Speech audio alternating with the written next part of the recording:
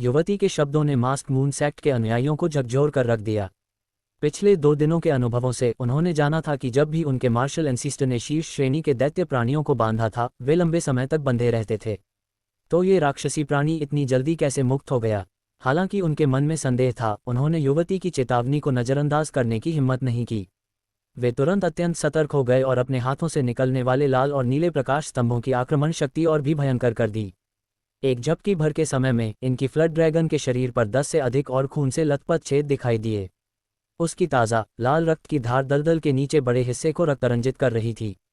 इससे राक्षस और अधिक क्रोधित हो गया। उसने मुंह खोला और एक तेज अनंत चीख निकाली, जिससे पूरे भूमिगत क्षेत्र में हलचल और कंपन फैल गया। इससे वहां मौजूद सभी लोग अचानक चक्कर महसूस करने लगे। ऐसा प्रतीत हुआ मानो सब कुछ घूम रहा हो। एक रिप की आवाज के साथ हवा में एक अजीब फटने जैसी आवाज गूंजी। जब सभी अपनी चेतना को पुनः प्राप्त कर देखने लगे, उनके चेहरे पर चौंकाने वाला बदलाव आ गया। बैंड अभी भी हवा में स्थिर तैर रहा था, लेकिन इनकी फ्लड ड्रैगन उसमें से गायब हो चुका था। केवल उसका फटा हुआ चमड़ी का आवरण बैंड पर लटका हुआ था और लगातार फड़फड़ा रहा था।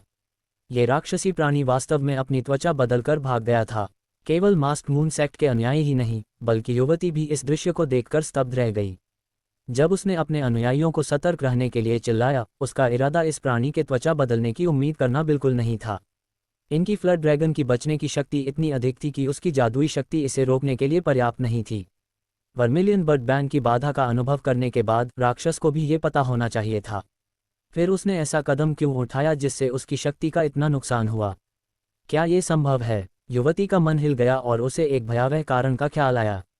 उसका चेहरा पूरी तरह सफ़ेद हो गया और उसने इनकी फ्लड ड्रैगन को हर तरफ ढूंढना शुरू किया, अपनी भयानक शंका की पुष्टि करने के लिए। वहाँ है। एक तेज दृष्टि वाली मास्क मून सेक्ट की अनुयायी ने सबसे पहले उस राक्षस को भूमिगत क्षेत्र के ऊपरी हिस्से के पास लगातार तैरते हुए देखा। इस समय उसकी पूरी आकृति बदल चुकी थी।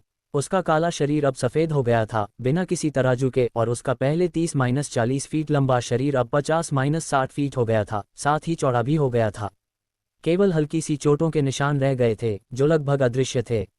सबसे चौंकाने वाली बात यह थी कि उसकी त्रिकोणीय सांप जैसी शरीर पर 1 इंच लंबे, गहरे काले, तीखे सींग उगाए थे, जिनसे हल्की रोशनी निकल रही थी। इसके मध्य हिस्से में एक अतिरिक्त जोड़ी अद्वितीय तेज सफ़ेद पंजे भी विकसित हो गए थे। ये राक्षसी प्राणी अब सांप से एक पूर्ण फ्लड ड्रैगन में बदल गया था और उसकी आकृति पूरी तरह से किंवदंती के फ्लड ड्रैगन जैसी हो गई थी। इनकी फ्लड ड्रैगन की इस नई आकृति को देखकर मास्क मून सेक्ट के अनुयायी अत्यंत स्तब्ध हो गए। लेकिन उससे पहले कि वे कोई कदम उठा पाते, युवती ने सामने खड़े होकर असमंजपूर्ण चेहरे के साथ आदेश दिया, जिससे सभी चौंक गए। सभी तुरंत पीछे हटो। इनकी फ्लड ड्रैगन अब ग्रेड 2 तक पहुंच गया है। इसकी शक्ति कोर फॉर्मेशन साधकों से कहीं अधिक है। हम सभी मिलकर भी इसका मुकाबला नहीं कर सकते। तुरंत इस क्षेत्र से निकलो, मैं इसे थोड़ी देर के लिए रोक सकती हूँ। युवती ने गंभीर स्वर में ये कहा और तुरंत अपने हाथ हिलाए, जिससे वर्मिलियन बर्ड बैंड उसके सामने आ गया। उसने पूरी तरह रक्षात्मक मुद्रा धारण कर ली। पीछे खड़े पुरुष और महिला अनुयायियों ने थोड़ी हिचकिचाहट दिखाई। यद्यपि इनकी फ्लड ड्रैगन ने त्वचा बदल ली थी और उसकी उपस्थिति पूरी तरह बदल गई थी, वे केवल इसे भारी चोट पहुंचा रहे थे। उन्हें यह मानना कठिन था कि इस राक्षस की शक्ति इतनी अचानक इतनी भिन्न हो सकती थी। लेकिन इसी क्षण में उनकी हिचकिचाहट ने उन्हें जीवन भर पछताने के लिए छोड़ दिया। सफ़ेद इनकी फ्लड ड्रैगन ने अचानक शरीर हिलाया और बिजली की तरह मास्क मून सेक्ट के सभी लोगों के ऊपर की दिशा में दौड़ लगाए। उसने मुंह खोलकर अनंत मात्रा में बैंगनी तरल फेंकना शुरू कर दिया। जल्दी छिपो, इसे सहन नहीं कर सकते, युवती ने घबराहट में चिल्लाया। साथ ही वर्मिलियन बर्ड बैंड कई गुना बड़ा हो गया और उसके अधिकांश हिस्से को बैंगनी तरल से ढक लिया। कुछ तेज तर्रार अनुयायियों ने तुरंत पीछे मुड़कर एजियोर स्टोन टनल में प्रवेश किया या बैंड के पीछे छिप गए। लेकिन बाकी 5 या 6 अनुयायी अपने जादुई उपकरणों पर भरोसा करके सीधे सामना करने के मूड में थे। उन्होंने 1-2 चमकदार उपकरण निकाले और अपने माथे की रक्षा की। ऐसा प्रतीत हुआ कि वे इसे सीधा सामना करने का निर्णय कर चुके थे। मूर्खों, युवती ने उन अनुयायियों को देखा जो उसकी चेतावनी नहीं मान रहे थे। उसका चेहरा गुस्से में हरा चमक रहा था, लेकिन उसकी जादुई शक्ति सीमित थी और वह बैंड की रक्षा को बढ़ा नहीं सकती थी। उसे उन्हें अकेले छोड़ना पड़ा। जैसा कि उम्मीद थी, बैंगनी तरल उनके माथों पर पूरी ताकत से गिरा। उनके जादुई उपकरण चमके और कुछ बार धुआं छोड़ते हुए पिघल गए। कुछ ही क्षणों में वे पूरी तरह नष्ट हो गए। वे अनुयायी केवल एक चीख छोड़ पाए और फिर बैंगनी तरल की धारा में गायब हो गए। उनके खड़े होने की जगह पर केवल कुछ दसियों फीट गहरा गड्ढा रह गया। इससे बचे हुए अनुयायी सदमे में सफ़ेद पड़ गए। इस समय उन अनुयायियों को नष्ट करने के बाद इनकी फ्लड ड्रैगन की दबंगता थोड़ी कम हुई और उसने मुंह बंद किया। वह अब युवती की ओर ठंडे नजरों से देख रहा था, मानो ये स्पष्ट हो कि यह मास्क मून सेक्ट की मार्शल एंसीस्टर उसका गंभीर प्रतिद्वंदी थी। अब तक क्यों देख रहे हो? जल्दी भागो, ये राक्षस अभी सांप से फ्लड ड्रैगन में बदल चुका है, इसमें अधिक दान तरल नहीं बचा है, यह इसे आसानी से नहीं छोड़ेगा। युवती ने ठंडी आवाज में आदेश दिया और इनकी फ्लड ड्रैगन की दृष्टि पर ध्यान न दिया। फिर उसने अपने आप से धीरे धीरे कहा, तुम तो केवल ग्रेड 2 का छोटा सांप हो, फिर भी मुझसे इतना अहंकार दिखा रहे हो। अगर मैंने अपनी असली जादुई शक्ति वापस पाली होती तो तुम्हें पहले ही पकड़कर अपने इमॉर्टल गुफा में रख देती।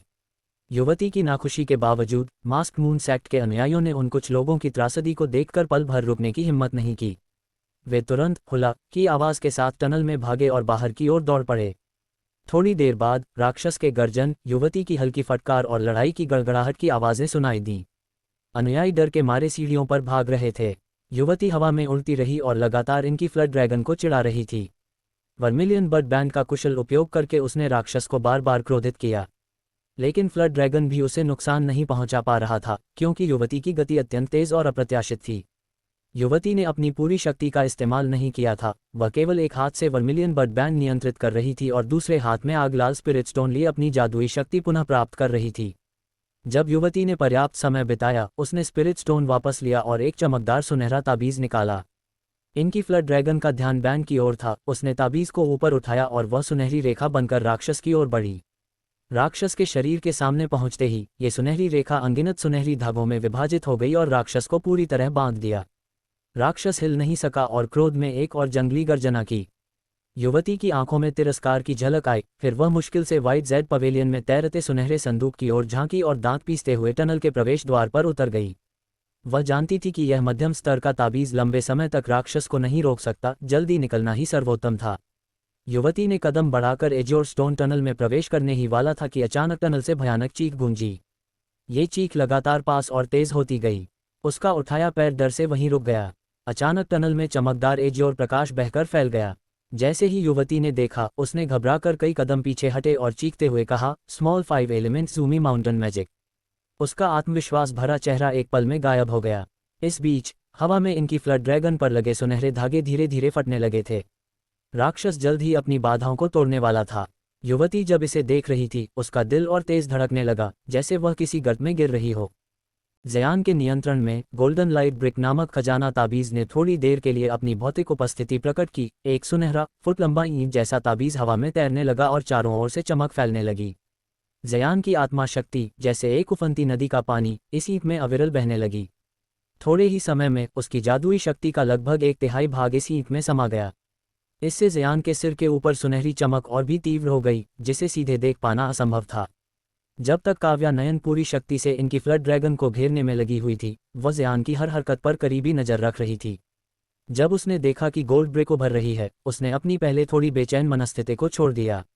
उसे यकीन हो गया कि ज़यान झूठ नहीं बोल रहा और ये ताबीज़ वास्तव में राक्षसी प्राणी की रक्षा को तोड़ सकता है। जैसे ही ऐसा हुआ, ऐसा प्रतीत हुआ कि इनकी फ्लड ड्रैगन भी इस नकारात्मक घटनाक्रम को भांप गया। इसके 2 पंजे बैंड के दोनों किनारों को मजबूती से पकड़े हुए थे और इसके भागने के प्रयास और भी हिंसक हो गए। वास्तव में इसने काव्या नयन के वर्मिलियन बर्ड बैंड को कंपित कर दिया। काव्या का चेहरा बदल गया और वह जल्दी से ज़यान को चिल्लाई, जल्दी करो, ये भागने वाला है। ज़यान ने तुरंत अपनी शक्ति केंद्रित की और अपनी अंगुली को माथे पर लगे ताबीज़ की ओर इशारा किया। एक पल में गोल्ड ब्रिक विस्प की आवाज़ के साथ इनकी फ्लड ड्रैगन की ओर उड़ी। बीच में यह अचानक भयंकर रूप से बदल गई, छोटे पर्वत जैसी बन गई और पूरी ताकत से ड्रैगन पर प्रहार किया। संघर्ष कर रहा इनकी फ्लड ड्रैगन जान गया कि हालात ठीक नहीं हैं, लेकिन इसके 2 हरे आंखों में अचानक डरावनी चमक आ गई और उसने मुंह खोला। वह बैंगनी तरल, जिसे ज़यान बहुत डरता था, फिर से फेंकने लगा। गोल्ड ब्रिक गिरने से रोक दी गई और कुछ समय के लिए नीचे उतरना नामुमकिन हो गया। ये देखकर काव्या नयन और ज़यान दोनों चकित रह गए। ज़यान को गोल्ड ब्रिक को नियंत्रित करने पर पूरा ध्यान देना पड़ा, इसलिए वह बेबस होकर इसे घूरता रहा। लेकिन काव्या ने अपनी खुबानी जैसे होठों को दबाया और अपने सीने से एक पीली मणि निकाली। उसने हाथ उठाया और उसे उस राक्षसी प्राणी की ओर फेंक दिया, जो गोल्ड ब्रिक के साथ संघर्ष में था। बाम! मणि इनकी फ्लड ड्रैगन के सिर पर लगी और तुरंत फट गई। झट से पीली धुंध की एक छोटी चादर ड्रैगन के शरीर को ढक लिया, जिससे वह घबराया और चीखने लगा। स्वाभाविक रूप से फेंकी जा रही बैंगनी तरल भी रुक गई। बैंगनी तरल अब नहीं था और गोल्ड ब्रिक की कमजोर नोक तुरंत नीचे उतरी और पूरी तरह से ड्रैगन के शरीर से टकराए। एक विशाल, धरती हिलाने वाली ध्वनि फैली और पूरे भूमिगत क्षेत्र में एक चमकदार सुनहरी रोशनी फटी, लेकिन तुरंत अंधेरा छा गया और सब सामान्य स्थिति में लौट आया। गोल्ड ब्रिक ने फिर अपने मूल आकार को प्राप्त किया और एक सुनहरी रेखा बनकर ज़यान के पास लौट गई। अब हवा में केवल मरणासन राक्षस ही बचा था। इनकी फ्लड ड्रैगन के सिर का आधा हिस्सा बुरी तरह कुचल गया था और एक आंख पूरी तरह से उसके गोले से बाहर निकल गई थी, अज्ञात स्थान पर उड़ गई। दूसरी आंख अब भी वहीं थी, लेकिन लगातार खून बह रहा था। पूरी इनकी फ्लड ड्रैगन बेहाल और अत्यंत पीड़ित लग रही थी। ऐसा लग रहा था कि यह राक्षसी प्राणी मरण के बहुत करीब था। काव्या नयन अपने मन में प्रसन्न हुई और तुरंत अपनी भंडारण थैली से एक छोटा क्रिस्टल वास निकाला, फिर उसमें कुछ शब्द फूंके। उसने इंक फ्लड ड्रैगन की ओर इशारा किया और वास के होंठ से काले धुएं की कुछ लकीरें उड़कर उसके शरीर को भयानक रूप से घेरे में लेने लगीं। थोड़ी देर बाद इनकी फ्लड ड्रैगन के भीतर से पूरी तरह अलग एक छोटी हरी फ्लड ड्रैगन बाहर निकल गई। यह अपने दांत दिखा रही थी और पंजे मार रही थी, लेकिन धीरे धीरे छोटे वास में खींच गई। काव्या ने वास बंद किया और उसमें मौजूद छोटे ड्रैगन का मूल्यांकन किया। उसके चेहरे पर हर्ष का उजाला फैला। फिर उसने इनकी फ्लड ड्रैगन के शव को गौर से देखा, उसमें मृत्यु की गंध भी नहीं थी। वह सोचने लगी। ज़यान ने काव्या की गतिविधि देखी और तुरंत समझ गया कि उसने उस फ्लड ड्रैगन की प्राइमोआरडीआईएल आत्मा संग्रहित कर ली है। हालांकि उसे पता नहीं था कि यह आत्मा किस काम की है। काव्या की प्रसन्न प्रतिक्रिया देखकर वह जान गया कि यह काफी मूल्यवान है।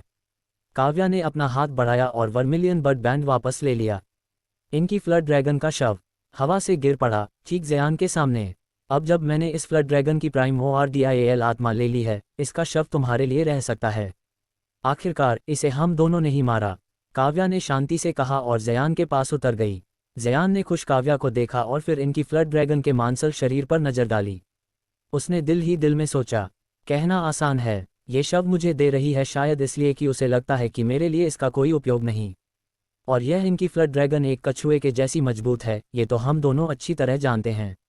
लगता है वह मुझे मूर्ख बनाने की कोशिश कर रही है।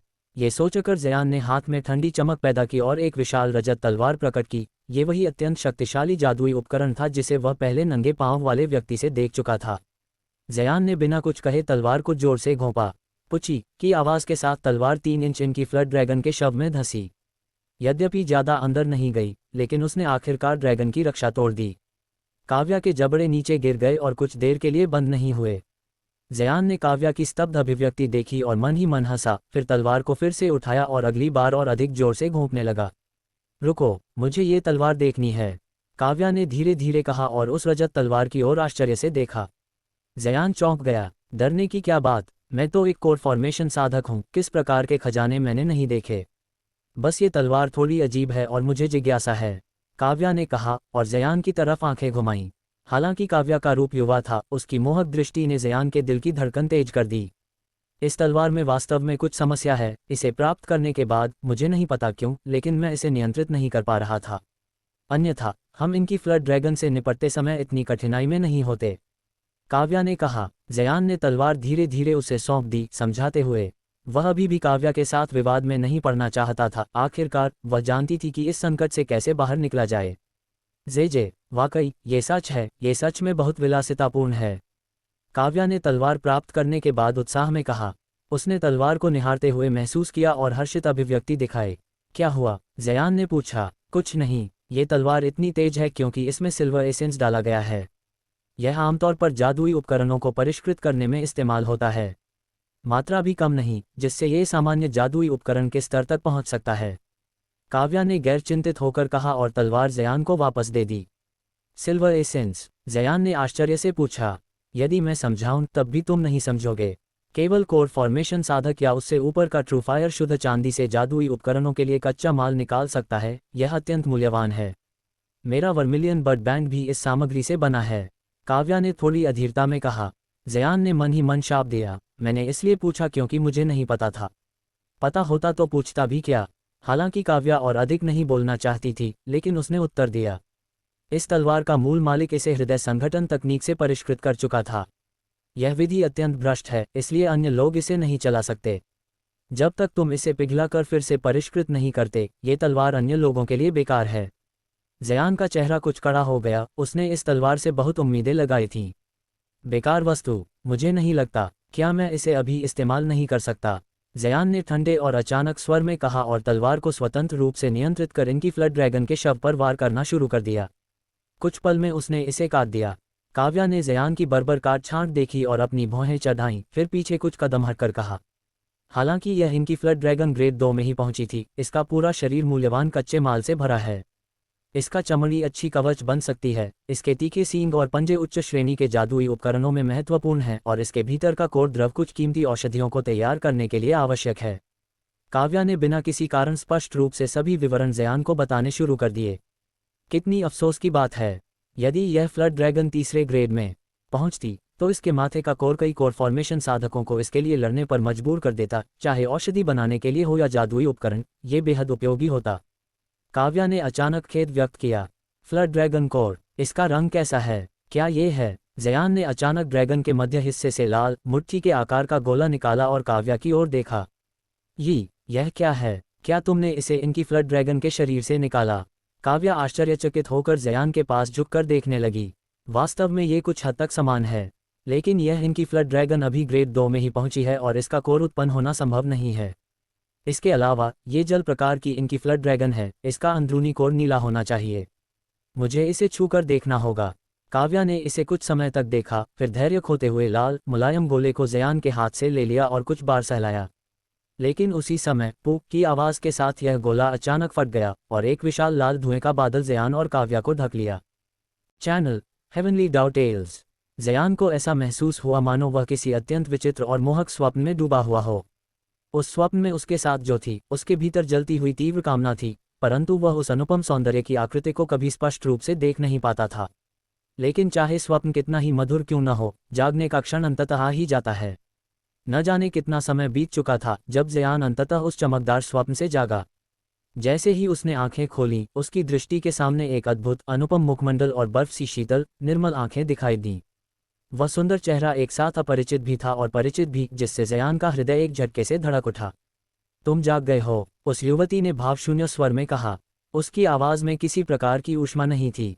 ये सुनते ही जयान की रीढ़ में हल्की सी सिहरन दौड़ गई। उसी क्षण जयान को एहसास हुआ कि उसका नग्न शरीर एक समान रूप से नग्न, सौंदर्य से परिपूर्ण युवती को कसकर थामे हुए है। युवती का चेहरा पहले लाल हो उठा, पर अगले ही पल उसकी चिकनी भौहें तन गईं और उसका मुख कठोर शीतलता से भर गया। उसने ठंडे स्वर में कहा, बहुत हो गया, अपने गंदे हाथ मुझसे हटाओ और मुझे छोड़ो। चौंककर जयान ने तुरंत अपने दोनों हाथ हटा लिए और उसे छोड़ दिया। वह अनुपम सौंदर्य ये देखकर कि जयान ने उसे छोड़ दिया है, एक हाथ से जमीन का सहारा लेकर उठने लगी। उसका आकर्षक लहराता हुआ शरीर जयान की छाती से ऊपर उठ गया, लेकिन जैसे ही उसकी पतली कमर पूरी तरह सीधी हुई, वह पीड़ा से कराह उठी। उसका चेहरा पीला पड़ गया, शरीर एक बार कांपा और वह फिर से जयान की छाती पर गिर पड़ी। जयान को पुनः उस कोमलता का अनुभव हुआ, मानो मुलायम जैद उसके शरीर से लग गया हो। जयान स्वयं को न तो अत्यंत नीच समझता था और न ही महान चरित्र का ध्वजवाहक। इसलिए जब वह सुंदर युवती फिर से उसकी बाहों में आ गिरी तो उसने स्वयं को संभाला और अनायास ही अपने हाथ बढ़ाकर उसे अपने निकट खींच लिया।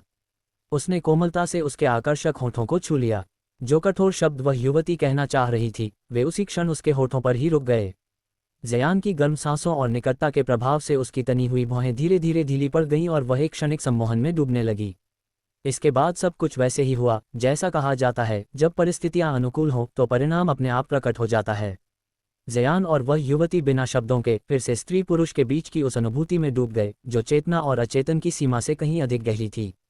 इस बार उनका अनुभव पहले से भी अधिक प्रबल, अधिक मदहोश कर देने वाला था, मानो वे सब कुछ भूल चुके हों। काफी समय बाद वह सुंदर युवती जयान की छाती से लगी हुई थी। उसके गाल सुर्ख थे, सांसें अभी भी अस्थिर थीं। स्पष्ट था कि वह अभी तक उस तीव्र अनुभूति से पूरी तरह बाहर नहीं आई थी। जयान ने एक हाथ से उसे थामे रखा और दूसरा हाथ अनायास ही उसके शरीर पर ठहर गया। कुछ समय बीतने के बाद उसकी सांसें सामान्य होने लगीं और उसका चेहरा शांत हुआ। उसने धीरे से आंखें खोलीं। इस बार उसने जयान से एक शब्द भी नहीं कहा।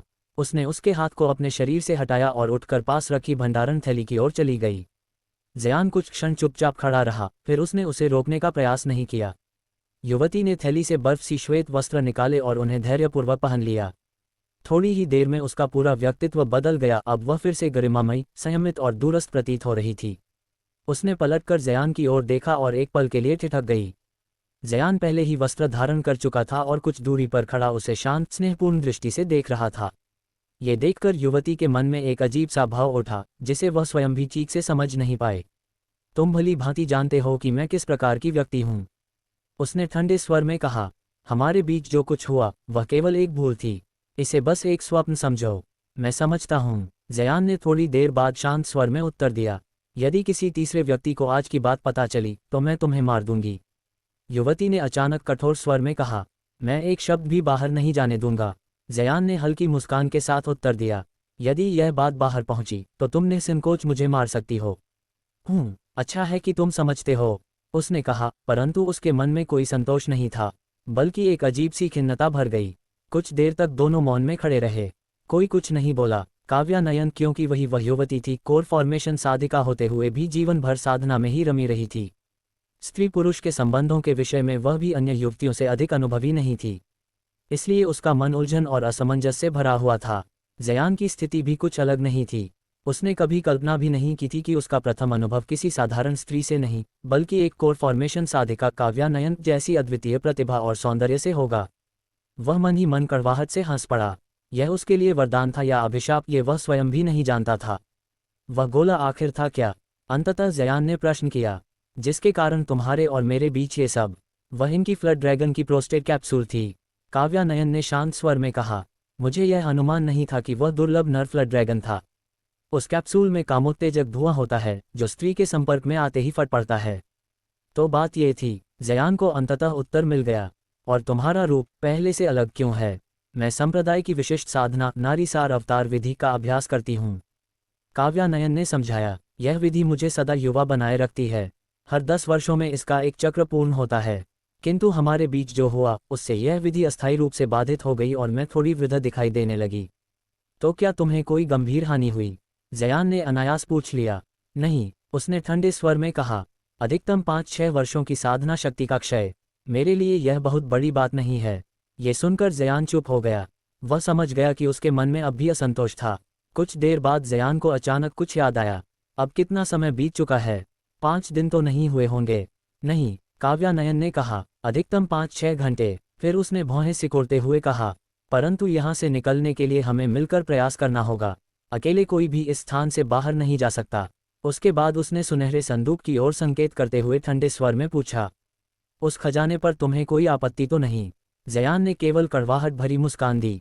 वह भला कोर फॉर्मेशन साधिका से कैसे झगड़ा करता? काव्या नयन बिना कुछ कहे श्वेत जैड मंडप की ओर गई और सरलता से उस सुनहरे संदूक को अपनी भंडारण थैली में रख लिया। वे आध्यात्मिक औषधियाँ, जयान ने हिचकिचाते हुए कहा। मुझे उनकी आवश्यकता नहीं, काव्या नयन ने उदासीनता से उत्तर दिया। यदि चाहो तो सब ले लो। ये सुनकर जयान के मन में प्रसन्नता भर गई। उसने तुरंत उड़कर कुछ ही क्षणों में दर्जनों आध्यात्मिक औषधियाँ एकत्र कर लीं। काव्या नयन वहीं खड़ी चुपचाप उसे देखती रही। जब जयान लौट आया तो उसने गंभीर स्वर में कहा, इस स्थान से निकलने के लिए हमें साथ मिलकर ही आगे बढ़ना होगा। ओपन बुक हेवनली डाउ टेल्स, स्वर्गीय दाव की कथाएं। विशाल पत्थर के मंदिर प्रांगण के भीतर लगातार गूंजती हुई गड़गड़ाहट सुनाई दे रही थी। मास्क मून संप्रदाय के शिष्य अपनी अपनी जादुई उपकरणों की पूरी शक्ति लगाकर कई मीटर गहरी एक पत्थरीली सुरंग को तोड़ने की कोशिश कर रहे थे। लेकिन स्थिति ये थी कि चाहे कोई भी जादुई हथियार उस सुरंग में डाला जाए, हर प्रहार में मुश्किल से 1 इंच चौड़ा पत्थर ही टूट पाता। ये दृश्य देखकर सभी शिष्यों का मन और अधिक टूटता जा रहा था। कई घंटों की नाकाम कोशिशों के बाद सभी शिष्य थककर जमीन पर निढाल होकर बैठ गए और उस विशाल गड्ढे को ऐसे घूरने लगे मानो उनमें जीवन ही न बचा हो। इस समय तक वे अपने मार्शल पूर्वज को बचाने की आशा लगभग खो चुके थे। हर किसी के मन में अब केवल यही डर था कि यदि उनके पूर्वज को कुछ हो गया तो उसके भयानक परिणाम क्या होंगे और वे स्वयं इस निषिद्ध क्षेत्र से कैसे बचकर निकल पाएंगे। उसी क्षण पत्थर के मंदिर के बाहर से एक जोरदार धमाके की आवाज आई और धरती फिर से कांप उठी, मानो बाहर कोई भीषण युद्ध चल रहा हो। ये सुनकर भीतर मौजूद शिष्य चौंक गए। यह क्या हो रहा है? कुछ शिष्य एक दूसरे की ओर हैरानी से देखने लगे। 2 पुरुष शिष्य तुरंत बाहर की ओर दौड़े। कुछ ही क्षणों बाद बाहर से अत्यंत उल्लास भरी आवाज आई, मार्शल पूर्वज। यह आवाज सुनते ही भीतर बैठे शिष्य ऐसे बाहर भागे जैसे मधुमक्खियों का छत्ता छेड़ा गया हो। मंदिर के प्रवेश द्वार से लगभग 30 मीटर दूर कई मीटर चौड़ा एक विशाल गड्ढा दिखाई दे रहा था। उसके पास सफेद वस्त्रों में लिपटी एक अत्यंत सुंदर स्त्री खड़ी थी। उसका सौंदर्य और आभा ऐसी थी कि वह सचमुच युवा मार्शल पूर्वज ही प्रतीत हो रही थी। उस समय वह स्त्री काव्या नयन दूर क्षितिज की ओर उदासीन दृष्टि से देख रही थी और अपने पीछे खड़े 2 शिष्यों की ओर बिल्कुल ध्यान नहीं दे रही थी। ये दृश्य देखकर शिष्यों की खुशी पर मानो ठंडा पानी गिर गया। कहीं ऐसा तो नहीं कि मार्शल पूर्वज स्वयं ही प्रतिबंधात्मक संरचना की जांच करने जा रही हैं। यह विचार आते ही सभी शिष्यों की निगाहें उन दो कोमल काया वाली महिला शिष्यों पर जा टिकीं, जिनका चेहरा भय से सफ़ेद पड़ गया और शरीर कांपने लगा। करीब 1/4 घंटे तक पूरे क्षेत्र का निरीक्षण करने के बाद कव्यानयन ने धीरे से पीछे मुड़कर सबकी ओर देखा और ठंडे स्वर में आदेश दिया, प्रस्थान करो। उधर पहाड़ की ढलानों पर जायन पूर्व में हानली बंदर जैसी फुर्ती से पेड़ों के बीच छलांग लगाता हुआ नीचे की ओर बढ़ रहा था। उसकी गति राजसी उड़ान तकनीक से भी कम न थी। इस समय उसके शरीर में आध्यात्मिक शक्ति उफान मार रही थी। वह 13वें स्तर की साधना शक्ति का अनुभव कर रहा था। यह अनुभूति उसे नशे की तरह मोहक लग रही थी, किंतु वह जानता था कि यह शक्ति स्थायी नहीं है। उसके अनुमान से कुछ ही घंटों में यह प्रभाव समाप्त हो जाएगा। भूमिगत दलदल से बाहर निकलने के लिए कव्यानयन ने उसके साथ सहयोग किया था और एक गुप्त विधि द्वारा प्रतिबंधात्मक मंत्र की शक्ति का एक भाग अस्थायी रूप से जायन को हस्तांतरित कर दिया था। इसके परिणामस्वरूप जायन की 11वें स्तर की शक्ति चरम पर पहुंच गई। दोनों ने मिलकर वर्मिलियन बड बैंड और स्वर्ण प्रकाश ईंट नामक खजाना तावीज़ का उपयोग करके जमीन के नीचे से बाहर निकलने का मार्ग तोड़ा। हर बार जब जायन की शक्ति समाप्त होने लगती, कव्यानयन चुपचाप उसे और शक्ति प्रदान कर देती। अंततः बाहर निकलते समय जायन का स्वर्ण प्रकाश ईंट तावीज़ पूरी तरह नष्ट हो चुका था, जबकि कव्यानयन को अपनी 20 से 30 वर्षों की साधना शक्ति गंवानी पड़ी। ये क्षति किसी भी दृष्टि से अत्यंत भारी थी। फिर भी उसकी नारी सार अवतार तकनीक सचमुच रहस्यमयी थी। वह पुरुष को शक्ति दे सकती थी, किंतु स्वयं को मुक्त नहीं कर सकती थी। कव्यानयन, जायन ने मन ही मन उसका नाम लिया। विदा होते समय जब उसने उससे नाम पूछा था, तब उसके हृदय में एक अजीब सी पीड़ा उमड़ आई थी। वह जानता था कि एक क्वी संयोजन स्तर का शिष्य और एक कोर निर्माण स्तर की साधिका, उनके बीच की दूरी आकाश और पृथ्वी जितनी थी। वह केवल ऊपर देखकर ही संतोष कर सकता था।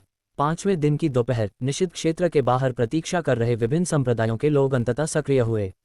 7 कोर निर्माण स्तर के साधकों ने द्वार को फिर से खोला। एक एक करके शिष्य बाहर आने लगे। अंततः जायन भी बाहर प्रकट हुआ, साधारण रूप, सधे हुए वस्त्र, किंतु आंखों में अजीब सी दृढ़ता। वह शांति से जाकर पीला मेपल घाटी के स्थान पर बैठ गया। जब मास्क मून संप्रदाय के लोग अब तक न दिखे, तो जायन के हृदय में हल्की सी चिंता उठी। क्या कव्यानयन सुरक्षित हैं? यह विचार उसके मन में बार बार गूंज रहा था, और इसी अनकहे भय के साथ स्वर्गीय दाव की यह कथा अगले मोड़ की ओर बढ़ चली। 1 स्क्रॉल हेवनली दाव टेल्स, स्वर्गीय दाव की कथाएं। जायन पूर्व में हानली को अचानक निषिद्ध क्षेत्र के भीतर मिली उस दूसरी युवती की याद आ गई। ये सोचते हुए वह अनायास ही स्पिरिट बीस्ट माउंटेन की दिशा में देखने लगा। वहां उसने देखा कि हन युंजी शांत भाव से जमीन पर पद्मासन में बैठी हुई थी। उसका चेहरा सहज और स्थिर था, मानो उसे कोई असामान्य अनुभव हुआ ही न हो। ये दृश्य देखकर जायन ने अनजाने में राहत की एक लंबी सांस ली। उधर बंद होने वाली सुरंग के पास मास्क मून संप्रदाय के लोगों की चिंता अब साफ उनके चेहरों पर झलकने लगी थी।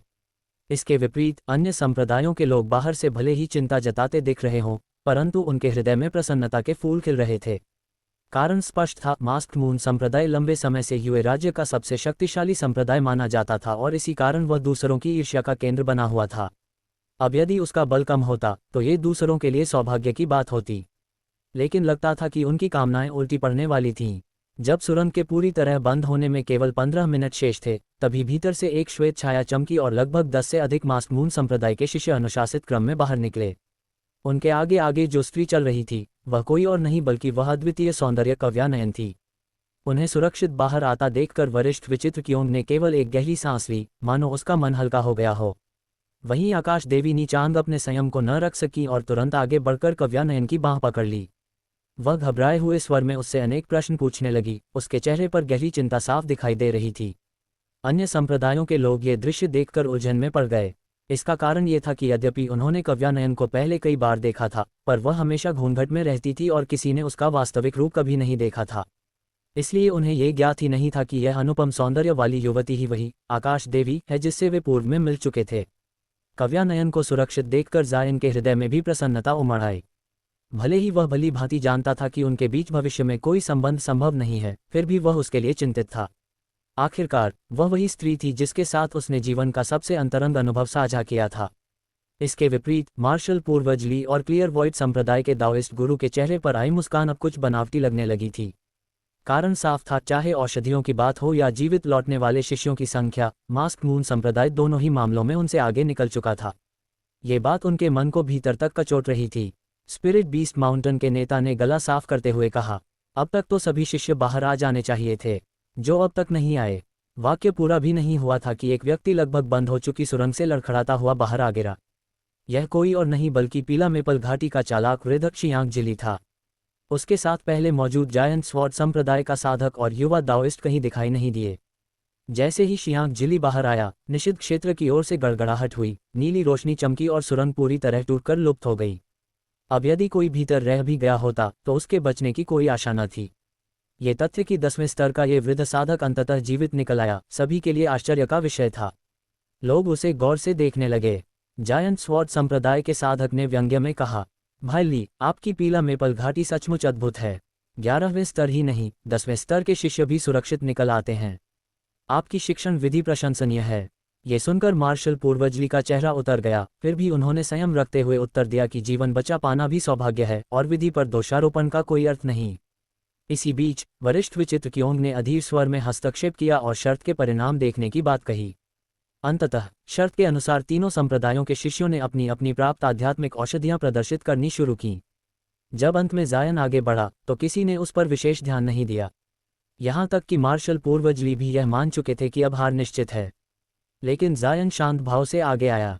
उसने अपने पहले से तैयार थैली को मेज पर उलट दिया। सफ़ेद प्रकाश चमका और देखते ही देखते जमीन पर 20 से अधिक रंग बिरंगी बहुमूल्य आध्यात्मिक औषधियों का ढेर लग गया। उस क्षण पूरा स्थान स्तब्ध रह गया और यहीं से स्वर्गीय दाओ की कथा ने एक नया मोड़ ले लिया। 1 स्क्रॉल हेवनली दाओ टेल्स, स्वर्गीय दाओ की कथाएं। जल्दी देखो वहाँ, यह क्या है? मुझे तो अपनी आंखों पर ही विश्वास नहीं हो रहा। जैसे ही आध्यात्मिक औषधियों का ये ढेर अचानक भूमि पर प्रकट हुआ, कुछ तेज नज़र वाले साधकों ने आश्चर्य से चिल्लाना शुरू कर दिया। उनकी ये आवाज़ें तुरंत ही वहां उपस्थित अन्य लोगों का ध्यान खींच लाए। स्वाभाविक रूप से इस समूह में मार्शल पूर्वजली और फू यूनजी भी शामिल थे। किंतु जैसे ही उन दोनों ने जायंट पूर्व में हान ली के पैरों के पास रखी औषधियों को स्पष्ट रूप से देखा, ताओवादी पुजारी फू यूनजी की मुस्कान उसी क्षण जम गई। इसके विपरीत मार्शल पूर्वजली कुछ क्षण स्तब्ध रहने के बाद अचानक जोर से हंस पड़े, मानो आकाश से कोई विशाल सौभाग्य का उपहार सीधे उनके ऊपर गिर पड़ा हो। उनका हृदय प्रसन्नता से भर उठा। अपनी हंसी पर नियंत्रण पाने के बाद मार्शल पूर्वजली ने उज्ज्वल दृष्टि से जायन की ओर देखा और उसे लगातार परखने लगे। न जाने क्यों उन्हें जायन अब पहले से कहीं अधिक प्रिय लगने लगा। दूसरी ओर फू यूनजी का चेहरा राख-सा पड़ गया था। वह अब भी यह स्वीकार नहीं कर पा रहा था कि वह इस शर्त में हार चुका है। उसकी दृष्टि में जायन के प्रति गहरी असंतुष्टि साफ झलक रही थी। ताओवादी भ्राता, अब यह विषय समाप्त हो चुका है। क्या तुम अब भी किसी कनिष्ठ पीढ़ी के शिष्य को परेशान करना चाहते हो? मार्शल पूर्वजली ने फू यूनजी की ओर ठंडी दृष्टि से देखते हुए कहा। इसके साथ ही उन्होंने आगे बढ़कर जायन के सामने खड़े होकर उसे अपने पीछे कर लिया।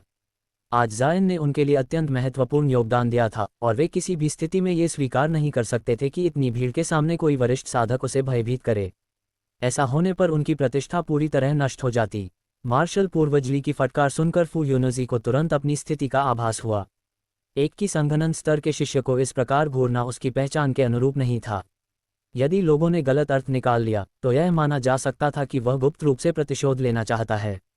अतः उसने शीघ्र ही अपनी दृष्टि हटाई और जबरदस्ती मुस्कान के साथ बोला, मार्शल पूर्वजली, ये केवल एक गलतफहमी है। मैं तो बस ये सोच रहा था कि इस युवक की साधना स्तर को देखते हुए इतने अधिक आध्यात्मिक औषधियां प्राप्त करना कितना अद्भुत है। इसी कारण मैं उसे कुछ क्षणों तक देख रहा था। यद्यपि उसके शब्द शांत थे, परंतु जैसे ही उसे दानवीय जल अजगर के आंतरिक दान की याद आई, उसका हृदय भीतर ही भीतर रक्तस्राव करने लगा। मार्शल पूर्वजली ने केवल ठंडी हंसी हंसी और आगे कुछ नहीं कहा। आज की शर्त में उसने पहले ही पर्याप्त लाभ उठा लिया था और अब वह अनावश्यक विवाद नहीं चाहता था। हालांकि जायन द्वारा इतनी औषधियां प्राप्त करने की क्षमता को लेकर उसके मन में भी संदेह था, लेकिन अन्य संप्रदायों की उपस्थिति में वह भी पूछताछ नहीं करना चाहता था। उसी समय वरिष्ठ सन की क्यों की स्थिति भी कुछ बेहतर नहीं थी। मुखौटा चंद्र संप्रदाय के शिष्यों द्वारा सौंपी गई औषधियां साधारण थीं, जिससे उसका चेहरा भी उतना प्रसन्न नहीं दिख रहा था। किंतु जैसे ही अंतिम कुछ शिष्यों ने 10-10 से अधिक औषधियां प्रस्तुत की, पूरे दृश्य ने अचानक पलटी मार ली। इस अंतिम गणना में मुखौटा चंद्र संप्रदाय ने येलो मेपल वैली और क्लियर वॉइड संप्रदाय दोनों को पीछे छोड़ दिया। मार्शल पूर्वजली स्तब्ध रह गया, जबकि वरिष्ठ सन की क्योंग ने राहत की सांस लेते हुए अजीब ढंग से हंसना शुरू कर दिया। लाओ लाओ, वह दानवीय जल अजगर का आंतरिक दान मुझे सौंप दो, उसने फू यूनजी से बिना किसी संकोच के कहा। अंततः भारी मन से फू यूनजी ने वह सफ़ेद गोला उसकी ओर उछाल दिया। वरिष्ठ सन की क्योंग ने उसे हाथ में लेकर जांचा और प्रसन्नता से मुस्कुराया, यद्यपि व्यंग्य करते हुए बोला, गुणवत्ता कुछ खास नहीं है, पर काम चल जाएगा। ये सुनकर फू यूनजी लगभग रक्त उगलने को हो गया। जड़ी बूटी विदाई और परिवर्तन। जब सभी संप्रदाय विदा होने लगे, जायन की दृष्टि अनायास ही काव्यानयन पूर्व में नांगोंगवान पर पड़ी, किंतु वह बिना पीछे देखे चली गई, जिससे उसके हृदय में क्षणिक पीड़ा उत्पन्न हुई। हालांकि जायन शीघ्र ही स्वयं को संभाल लेता है। जब मीनल कौर, मेई निंग और अन्य विदा हो रहे थे, हान युंजी ने उसे एक सौम्य मुस्कान दी, जिससे जायन का मन कुछ हल्का हुआ। चमकता सितारा महान प्रस्ताव। अंत में जब केवल येलो मेपल वैली शेष रह गई, मार्शल पूर्वजली ने जायन से प्रश्न किया, जिस शिष्य ने सबसे अधिक औषधियां प्रस्तुत की, उसका नाम क्या है? इस शिष्य का नाम जायन है। मैंने लगभग 3 वर्ष पूर्व घाटी में प्रवेश किया था। कुछ क्षण मौन के बाद मार्शल पूर्वजली ने गंभीर स्वर में कहा, जायन, इस बार तुम्हारा योगदान साधारण नहीं है। मैं तुम्हें अपना शिष्य बनाना चाहता हूँ। क्या तुम तैयार हो? ये सुनकर जायन पूरी तरह स्तब्ध रह गया, और वहां उपस्थित सभी शिष्य अविश्वास से उसकी ओर देखने लगे। ये प्रस्ताव अवर्णनीय था। स्क्रॉल हेवनली डाउ टेल्स, स्वर्गीय दाव की कथाएं। सामान्य परिस्थितियों में किसी निचले स्तर के साधक को यदि कोर निर्माण को फॉर्मेशन स्तर के महान साधक द्वारा शिष्य के रूप में स्वीकार कर लिया जाए, तो यह अपने आप में ही अत्यंत विचित्र और लगभग असंभव घटना मानी जाती। ऐसी सौभाग्यपूर्ण बात का तो कोई स्वप्न में भी विचार नहीं करता। किंतु जब जायन पूर्व में हान लीक ने ये शब्द सुने, तो गहरे सदमे में होने के बावजूद उसके भीतर एक स्वाभाविक सतर्कता जाग उठी। उसे तुरंत ही आभास हो गया कि इस प्रस्ताव में कुछ न कुछ गड़बड़ अवश्य है। अपने स्वयं के गुण, साधना, प्रतिभा और जादुई तकनीकों को वह भली भांति जानता था। ऐसे में उसके जैसे साधारण योग्यता वाले व्यक्ति पर इतना बड़ा सौभाग्य कैसे उतर सकता था? जहां तक पीला मेपल घाटी, येलो मेपल वैली के लिए उसके महान योगदान का प्रश्न था, उस कारण को तो वह और भी कम मानने को तैयार था। यदि मार्शल पूर्वज ली हुआयुवान लिहायुंग ने शर्त जीत ली होती और हर्षावेश में उसे शिष्य बना लिया होता, तो शायद ये बात कुछ हद तक समझ में आती। किंतु अब तो स्थिति बिल्कुल विपरीत थी। वे शर्त बुरी तरह हार चुके थे, फिर भी वे उसे शिष्य बनाना चाहते थे। यही बात जायन को भीतर तक सोचने पर मजबूर कर रही थी। इधर जायन अपने मन में तरह तरह के तर्क वितर्क कर रहा था, उधर मार्शल पूर्वजी के चेहरे पर असंतोष के भाव उभरने लगे। जब उन्होंने ये कहा था कि वे जायन को शिष्य बनाएंगे, तो उन्हें पूरा विश्वास था कि सामने वाला अत्यंत आनंदित होकर तुरंत सहमति प्रकट करेगा। परंतु इसके विपरीत जायन वहीं खड़ा स्तब्ध रह गया। उसकी आंखों में विस्मय था और शब्द उसके होठों तक नहीं आए। ये दृश्य मार्शल पूर्वजली को भीतर ही भीतर खटक गया। हालांकि बाहरी रूप से उन्हें एक महान पूर्वज की गरिमा बनाए रखनी थी, इसलिए उन्होंने उदासीन स्वर में कहा, जायन, यदि तुम मुझे गुरु के रूप में स्वीकार नहीं करना चाहते, तो साफ साफ कह दो। मैं तुम्हें बाध्य नहीं करूंगा। बदले में मैं तुम्हें कुछ जादुई उपकरण क्षतिपूर्ति स्वरूप दे दूंगा। ये सुनते ही जायन समझ गया कि यद्यपि शब्द मधुर हैं, पर भीतर उनका मन प्रसन्न नहीं है। बिना अधिक सोचे विचारे ही वह जानता था कि ऐसे महान साधक को नाराज करने के परिणाम कितने भयानक हो सकते हैं। एकची कंडेंसेशन स्तर के शिष्य द्वारा कोर निर्माण साधक का प्रस्ताव ठुकरा देना साधना जगत की सामान्य समझ के पूर्णतः विरुद्ध था। यदि वह इनकार करता, तो भविष्य में उस पर और भी अधिक संकट आ सकते थे। यही सोचकर जायन ने दांत भींच लिए। चाहे इस नए गुरु का उद्देश्य कुछ भी क्यों न हो, पहले वर्तमान स्थिति से तो निकलना ही होगा। उसने तुरंत सिर झुकाया और सम्मानपूर्वक कहा, शिष्य तो अत्यंत हर्षित है कि उसे मार्शल पूर्वज के चरणों में स्थान मिले। ये तो शिष्य का परम सौभाग्य है। अभी मैं अत्यधिक प्रसन्नता के कारण बोलना ही भूल गया था। कृपया मुझे क्षमा करें, गुरुजी। ये कहते हुए जायन ने बड़ी कुशलता से कई बार दंडवत प्रणाम किया और औपचारिक रूप से शिष्य बनने की रस्म पूरी की। मार्शल पूर्वज ली हुआयुवान के चेहरे पर तुरंत ही प्रसन्न मुस्कान खिल उठी। उन्होंने जायन को उठाया और कहा, अत्यंत उत्तम, आज से तुम मेरे ली हुआयुवान के शिष्य हो।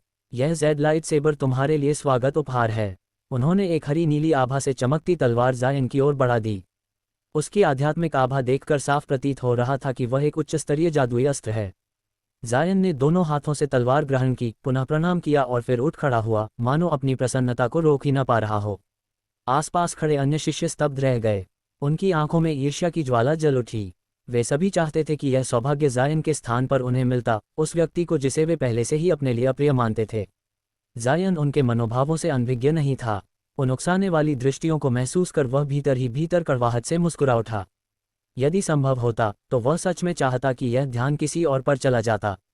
उसे अपने पहले गुरु डॉक्टर मो से मिला कड़वा अनुभव आज भी स्पष्ट याद था। और अब उससे भी अधिक सामर्थ्यवान तथा योजनाबद्ध नया गुरु, ये सोचकर वह निःशब्द हो गया। मार्शल पूर्वजली ने आगे कहा, जब तुम्हारा फाउंडेशन एस्टेब्लिशमेंट पूरा हो जाएगा तब मैं स्वयं तुम्हें अपने निवास पर ले जाकर औपचारिक शिष्य बनाऊंगा। यदि तब तक भी यह चरण पूरा न हुआ हो तो मैं तुम्हें साधना में मार्गदर्शन देता रहूंगा। जैसा गुरु आज्ञा दें, जायन ने तुरंत उत्तर दिया। कुछ समय बाद सभी लोग पुनः रजत अजगर पर सवार होकर पीला मेपल घाटी लौट आए। पुरस्कार वितरण की प्रतीक्षा में शिष्य अपने अपने निवासों को लौट गए।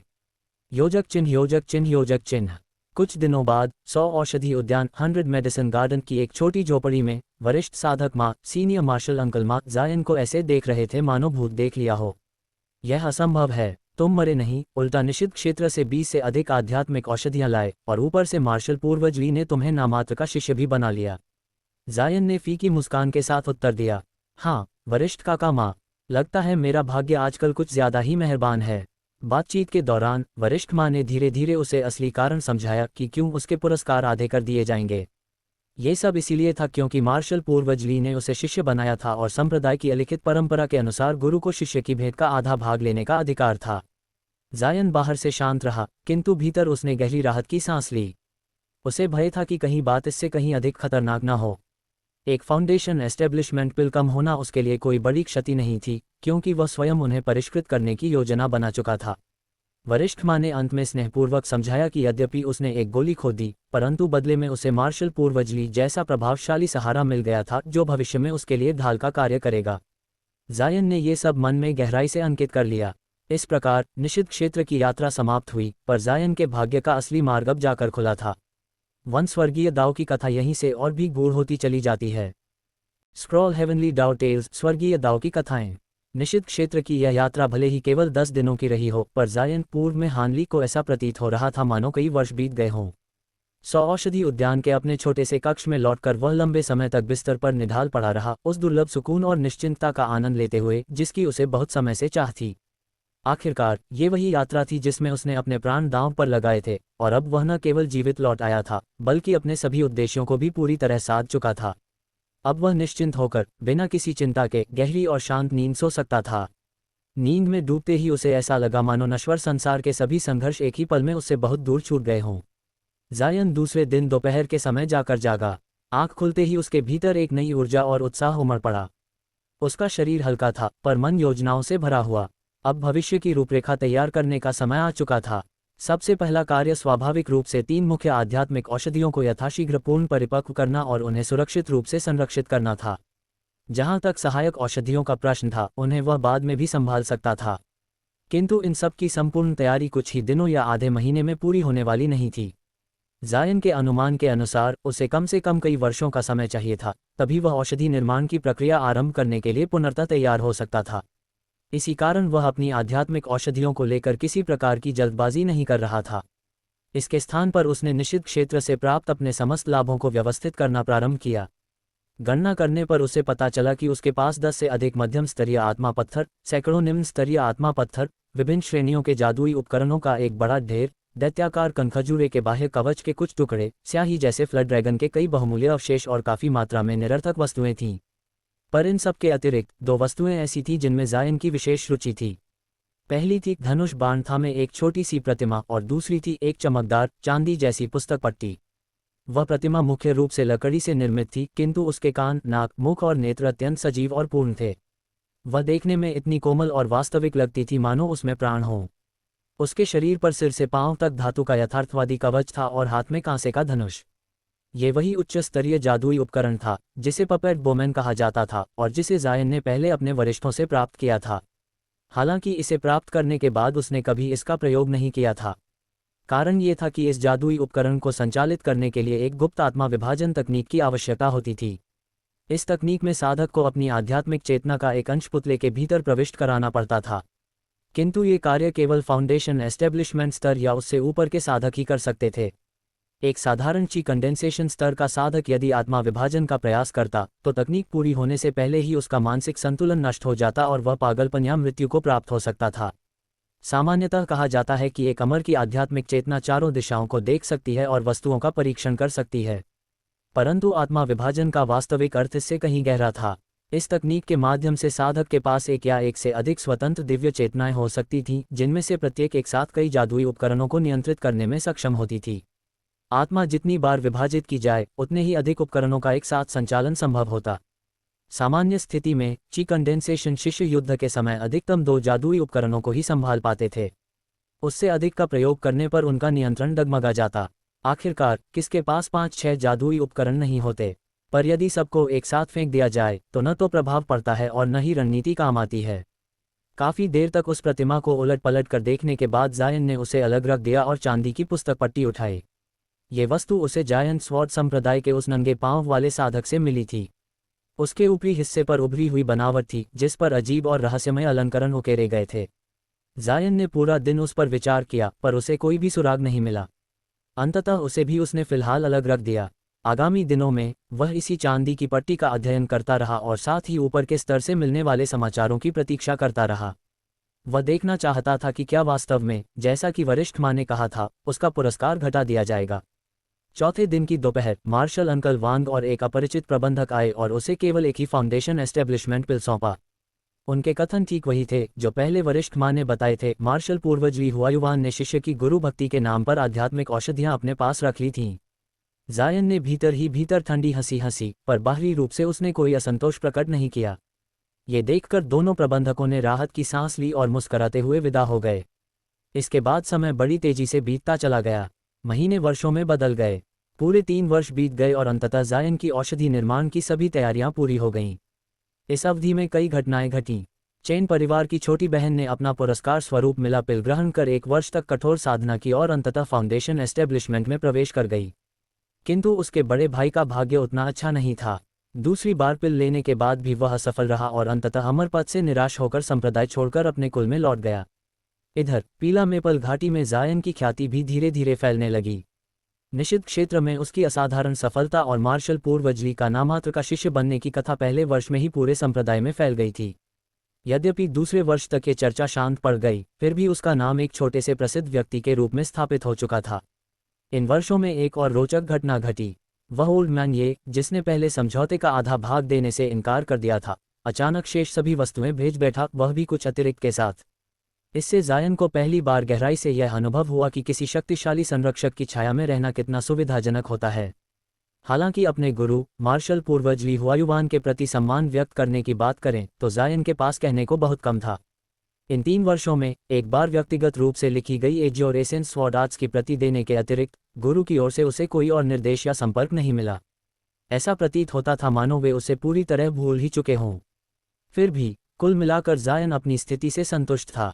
वह पूरी तरह से फाउंडेशन एस्टेब्लिशमेंट पिल के निर्माण की तैयारी में डूब चुका था और किसी भी प्रकार का व्यवधान नहीं चाहता था।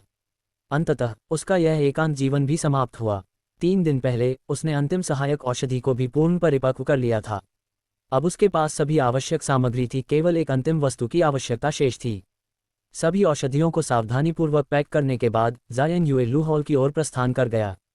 1 और यहीं से स्वर्गीय दाओ की कथा एक नए चरण में प्रवेश करने वाली थी। ओपन बुक चैनल हेवनली दाओ टेल्स। ही अच्छा, बहुत अच्छा। मैं अभी इसी क्षण कनिष्ठ मार्शल भाई के लिए सब कुछ तैयार कर देता हूँ। उस कुरूप चेहरे वाले व्यक्ति ने जैसे ही देखा कि जायन ने उसे वास्तव में एक मध्य स्तरीय आत्म पत्थर दे दिया है, उसका चेहरा खुशी से खिल उठा और उसकी आंखों में लालच भरी चमक दौड़ गई।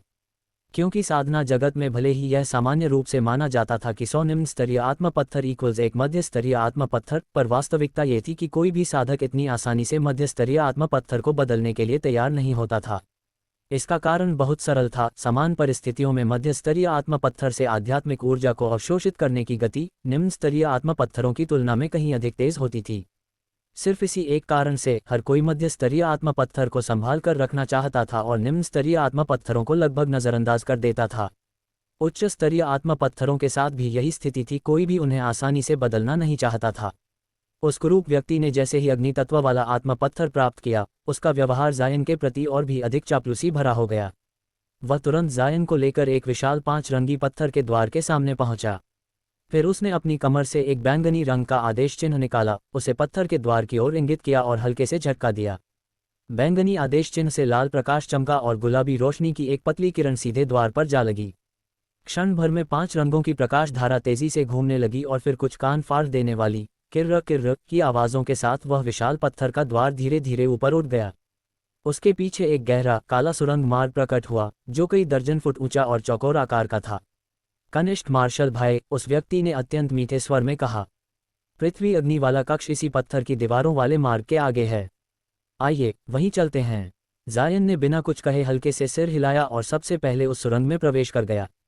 चलते हुए वह व्यक्ति गर्व से समझाने लगा, ये जो काली पत्थर की ईंटें हैं इन्हें डॉक स्टोन कहा जाता है। भले ही यह अत्यंत दुर्लभ न हो, पर फिर भी साधना जगत में यह आसानी से नहीं मिलता।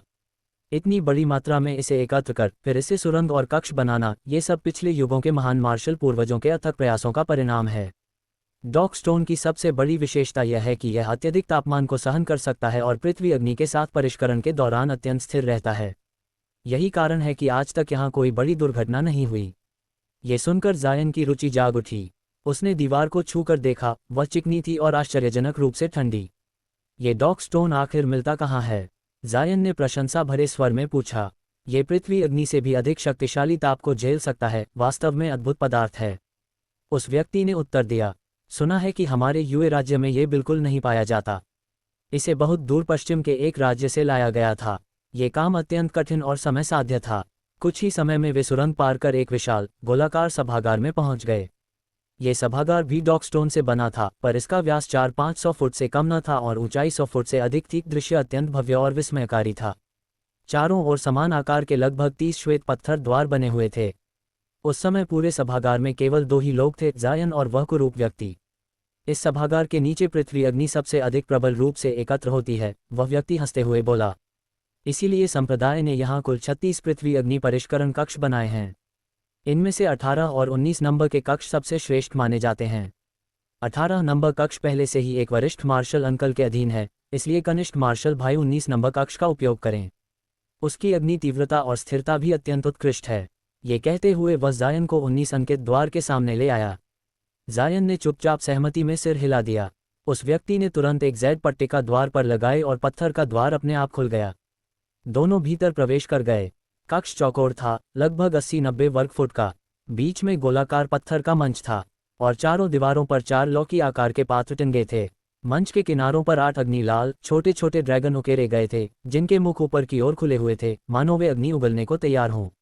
उस व्यक्ति ने समझाया, यही इस कक्ष का पृथ्वी अग्नि स्रोत है। इन 8 ड्रैगनों से अग्नि निकलती है। अग्नि की तीव्रता और ऊंचाई आप अपनी आवश्यकता अनुसार नियंत्रित कर सकते हैं। और इन लौकियों में स्पार्क सैंड है, यदि ताप कम लगे तो इससे अस्थायी रूप से अग्नि बढ़ाई जा सकती है। फिर उसने जेड पट्टिका की ओर इशारा किया। द्वार बंद होने के बाद बाहर से कोई प्रवेश नहीं कर सकता जब तक कई कोर फॉर्मेशन साधक एक साथ प्रयास न करें। इसलिए यहाँ आप पूरी तरह सुरक्षित रहेंगे। ये सुनकर जायन के हृदय में प्रसन्नता की लहर दौड़ गई। ऐसा पुनर्तः सीलबंद वातावरण ठीक वही था जिसकी उसे आवश्यकता थी। उस व्यक्ति के जाने के बाद जायन ने द्वार बंद किया और उत्साहपूर्वक मंच का निरीक्षण करने लगा। वर्षों से उसने औषधि निर्माण की विद्या पर गहन अध्ययन किया था, क्योंकि उसका लक्ष्य था फाउंडेशन एस्टेब्लिशमेंट पिल का निर्माण। जायन भली भांति जानता था कि औषधि निर्माण की सफलता मुख्यतः अग्नि नियंत्रण और सही समय पर भट्टी खोलने पर निर्भर करती है। अनुभव ही सफलता की कुंजी था। यही कारण था कि उसने निश्चय किया था वह एक एक कर असंख्य बार असफल होकर भी इन गोलियों का निर्माण करेगा। उसके पास 100 से अधिक बार प्रयास करने लायक औषधीय सामग्री थी। निर्णय लेकर जायन ने मुद्रा चिन्ह बनाए। 8 लाल प्रकाश रेखाएं ड्रैगनों में समा गईं और उनके मुख से बैंगनी पृथ्वी अग्नि फूट पड़ी। थोड़ी देर अभ्यास के बाद उसने अग्नि को बुझाया और ध्यानासन पर बैठकर स्वयं को पूर्ण रूप से तैयार किया। अर्ध दिवस बाद, जब उसकी ऊर्जा चरम पर थी, उसने अपनी रजतधारी कड़ाही निकाली और उसे मंच के ऊपर तैरने दिया। बैंगनी अग्नि पुनः प्रज्वलित हुई। एक एक कर उसने 10 प्रकार की आध्यात्मिक औषधि धूल को कड़ाही में डाला और ढक्कन बंद कर दिया। पहला चरण पुनर्तः सफल। जायन की आंखों में गहन एकाग्रता और दृढ़ संकल्प चमक उठा। यही से उसकी असली परीक्षा आरंभ होने वाली। Open book channel, heavenly doubtless. योजक चिन्ह योजक चिन्ह योजक चिन्ह। जायन के सूक्ष्म नियंत्रण के अधीन 8 अग्नि ड्रैगनों के मुख से निकलने वाली बैंगनी पृथ्वी अग्नि अब लगभग 1 उंगली जितनी मोटी हो गई थी। जैसे जैसे चांदी की महीन धारियों वाले कड़ाही कॉल्ड्रन की घूमने की गति धीमी पड़ने लगी, वैसे वैसे अग्नि के केंद्र में हल्की सी कंपन उत्पन्न होने लगी। समय बीतने के साथ उस छोटे कड़ाही से एक ऐसी औषधीय सुगंध निकलने लगी जो किसी भी साधक की चेतना को झकझोर देने के लिए पर्याप्त थी। किंतु जायन ये भली भांति समझता था कि इस क्षण वह अभी भी गोली बनने पिल कोएगुलेशन की अंतिम अवस्था से बहुत दूर था। कम से कम उसे और अधिक प्रचंड अग्नि का उपयोग करना होगा और अत्यंत क्षणिक समय में औषधि को एकत्रित कर ठोस रूप देना होगा। केवल तभी वास्तविक गोली का निर्माण संभव था। यही विचार आते ही जायन के नियंत्रण में बैंगनी अग्नि और भी अधिक तेज व दीप्तिमान हो उठी। अब उसकी मोटाई कटोरे जितनी हो चुकी थी और पूरी चांदी की कड़ाही उस अग्नि में पूरी तरह डूब गई। दूर से देखने पर वह कड़ाही किसी विशाल अग्निपिंड की तरह प्रतीत हो रही थी और औषधीय सुगंध और भी सघन होती जा रही थी। जायन बिना अनुमान लगाए ही समझ गया कि यह औषधीय चूर्ण के गोली में परिवर्तित होने की प्रारंभिक अवस्था है, इसलिए वह और अधिक सावधान हो गया। परंतु ठीक उसी क्षण धप, कड़ाही के भीतर से एक दबी हुई विस्फोट सी आवाज आई। यद्यपि ध्वनि अधिक तेज नहीं थी, फिर भी जायन का हृदय एकदम बैठ गया और उसका चेहरा गंभीर हो गया। कुछ पल हिचकिचाने के बाद जायन ने गहरी सांस ली, पृथ्वी अग्नि को रोक दिया और हाथ हिलाकर कड़ाही का ढक्कन खोल दिया। उसने भीतर झांका। कड़ाही के अंदर हल्के नीले रंग के कई ठोस टुकड़े बिखरे पड़े थे, जो स्पष्ट रूप से अधूरी और असफल गोली के अवशेष थे। जायन ने सिर हिलाया। उसने एक और जेड पेटी निकाली, जमीन पर रखी और कड़ाही को उल्टकर उन अपशिष्ट गोलियों को उसमें डाल दिया। भले ही वे व्यर्थ गोलियां थीं, पर वे अभी भी बहुमूल्य आध्यात्मिक औषधियों से बनी थीं। उन्हें यूं ही फेंक देना उसे स्वीकार नहीं था। कौन जानता था कि भविष्य में उनका कोई अन्य उपयोग निकल आए। सब कुछ समेटने के बाद जायन पुनः ध्यानासन पर बैठ गया और तब तक प्रतीक्षा की जब तक कड़ाही पूरी तरह ठंडी न हो गई। इसके बाद उसने फिर से वही प्रक्रिया आरंभ की, वही सामग्री, वही मात्रा, वही अग्नि नियंत्रण। किंतु दुर्भाग्यवश हर बार संघनन कोएगुलेशन की अवस्था में वह असफल होता रहा। इस बार जायन के चेहरे पर कोई भाव नहीं था। अपनी अवस्था को स्थिर कर वह मौन रूप से अगले प्रयास में लग गया। योजक चिन्ह, योजक चिन्ह, योजक चिन्ह। सैंड टाइमर, समय का प्रवाह। 1 महीना बीत गया। बाहर वह कुरूप व्यक्ति ये देखकर चकित था कि 19वें पृथ्वी अग्निकक्ष का द्वार अब भी बंद था। चकित होने के साथ साथ वह भीतर ही भीतर प्रसन्न भी था, क्योंकि जितना अधिक समय उतनी अधिक शुल्क वसूली। 2 महीने बीते, 18वां द्वार भी नहीं खुला। अब आश्चर्य और बढ़ गया। 3 महीने, 6 महीने। 6 महीने बाद वह कुरूप व्यक्ति अब चिंतित हो चुका था। उसकी पहले की प्रसन्नता गायब हो चुकी थी और उसके पेट में अजीब सी घबराहट रहने लगी थी। हालांकि औषधि या शस्त्र निर्माण में आधा वर्ष एक असामान्य बात नहीं थी, पर इतना लंबा समय प्रायः फाउंडेशन एस्टेब्लिशमेंट या उससे ऊपर के साधक ही लेते थे। किसी ची कंडेंसेशन स्तर के शिष्य का इतना समय अंदर बिताना, यह उसने पहली बार देखा था। क्या ये शिष्य भीतर भोजन और जल साथ लाया था? वह व्यक्ति संदेह में पड़ गया। योजक चिन्ह, योजक चिन्ह, योजक चिन्ह। फायर पृथ्वी अग्नि कक्ष के भीतर। कक्ष के अंदर जायन ध्यानासन में बैठा था। उसके सामने हवा में तैरती हुई 20 से अधिक गहरे नीले रंग की फाउंडेशन एस्टेब्लिशमेंट गोलियां चमक रही थीं। उनकी ओर देखते हुए उसके चेहरे पर गहन चिंतन झलक रहा था। ये गोलियां पिछले लगभग आधे वर्ष के रक्त, पसीने और धैर्य का परिणाम थीं। उन्हें प्राप्त करना असाधारण रूप से कठिन था। प्रारंभिक 20 से अधिक प्रयासों में वह पुनर्तः असफल रहा था। हर अपशिष्ट गोली उसके हृदय को पीड़ा देती थी। एक समय तो उसने ये भी निश्चय कर लिया था कि वह वापस जाकर अन्य रसायनाचार्यों से विधिवत शिक्षा लेकर ही पुनः प्रयास करेगा। किंतु प्रस्थान से ठीक पहले, मानो दैवी प्रेरणा से, उसने एक बार और प्रयास किया, और उसी बार चमत्कार हो गया। गोली न केवल सफलतापूर्वक संघनित हुई, बल्कि कड़ाही खोलते समय भी वह पहली ही कोशिश में सुरक्षित बाहर निकल आए। यह उसकी स्वयं की बनाई पहली फाउंडेशन एस्टेब्लिशमेंट गोली थी। यद्यपि आकार में थोड़ी छोटी थी, पर प्रभाव में वह अन्य गोलियों से बिल्कुल समान थी। इससे जायन का आत्मविश्वास आकाश छूने लगा। इसके बाद उसकी सफलता दर आश्चर्यजनक रूप से बढ़ने लगी। हर 3 प्रयासों में एक गोली बनने लगी, और कड़ाही खोलने में उसकी जन्मजात क्षमता अद्भुत थी। आधी से अधिक गोलियां वह पहली ही बार में सुरक्षित निकाल लेता था। भूख प्यास लगने पर वह उपवास गोलियां खा लेता, जिन्हें उसने पहले जड़ी बूटियों के बदले प्राप्त किया था। एक गोली उसे पूरे महीने तक टिकाए रखती। अंततः जब उसकी अधिकांश सामग्री समाप्त हो गई, उसके पास गोलियों का ऐसा विशाल भंडार था जो उसकी कल्पना से कहीं अधिक था। वह चकित था। क्या औषधि निर्माण सच में इतना कठिन नहीं है? या फिर क्या मुझ में ही कोई विशेष प्रतिभा है? उसे यह ज्ञात नहीं था कि उसका ये चमत्कार केवल इसलिए संभव हुआ क्योंकि उसने आधे वर्ष तक एक ही प्रकार की गोली निरंतर परिष्कृत की थी। ऐसा अवसर किसी भी बड़े संप्रदाय को भी शायद ही मिल पाता। योजक चिन्ह, योजक चिन्ह, योजक चिन्ह। पौधा तूपो, फाउंडेशन एस्टेब्लिशमेंट। अचानक उसके मन में एक प्रबल विचार उठा। यहीं, अभी, इसी पृथ्वी अग्नि कक्ष में तूपो किया जाए। 11 महीने बीत गए। द्वार अब भी बंद था। बाहर वह कुरूप व्यक्ति भय से कांप रहा था। उसे डर था कि यदि मार्शल पूर्वजली को कुछ पता चला तो उसका अंत निश्चित था। उसी क्षण श्वेत प्रकाश चमका, द्वार खुल गया और बाहर निकला जायन, सफलता से दमकता हुआ। वह व्यक्ति हक्का बक्का रह गया, और तभी उसने जायन की आभा महसूस की। आपकी साधना, क्या आप फाउंडेशन एस्टेब्लिशमेंट में प्रवेश कर चुके हैं? जायन मुस्कुराया। हाँ, मैंने गोली खाई, यही एकांत साधना की और तू पो कर लिया। वह व्यक्ति स्तब्ध रह गया। जायन ने हल्का सा दबाव छोड़ा। फाउंडेशन एस्टेब्लिशमेंट साधक की वेया। वह व्यक्ति कई कदम पीछे हट गया, पसीने से भीग गया।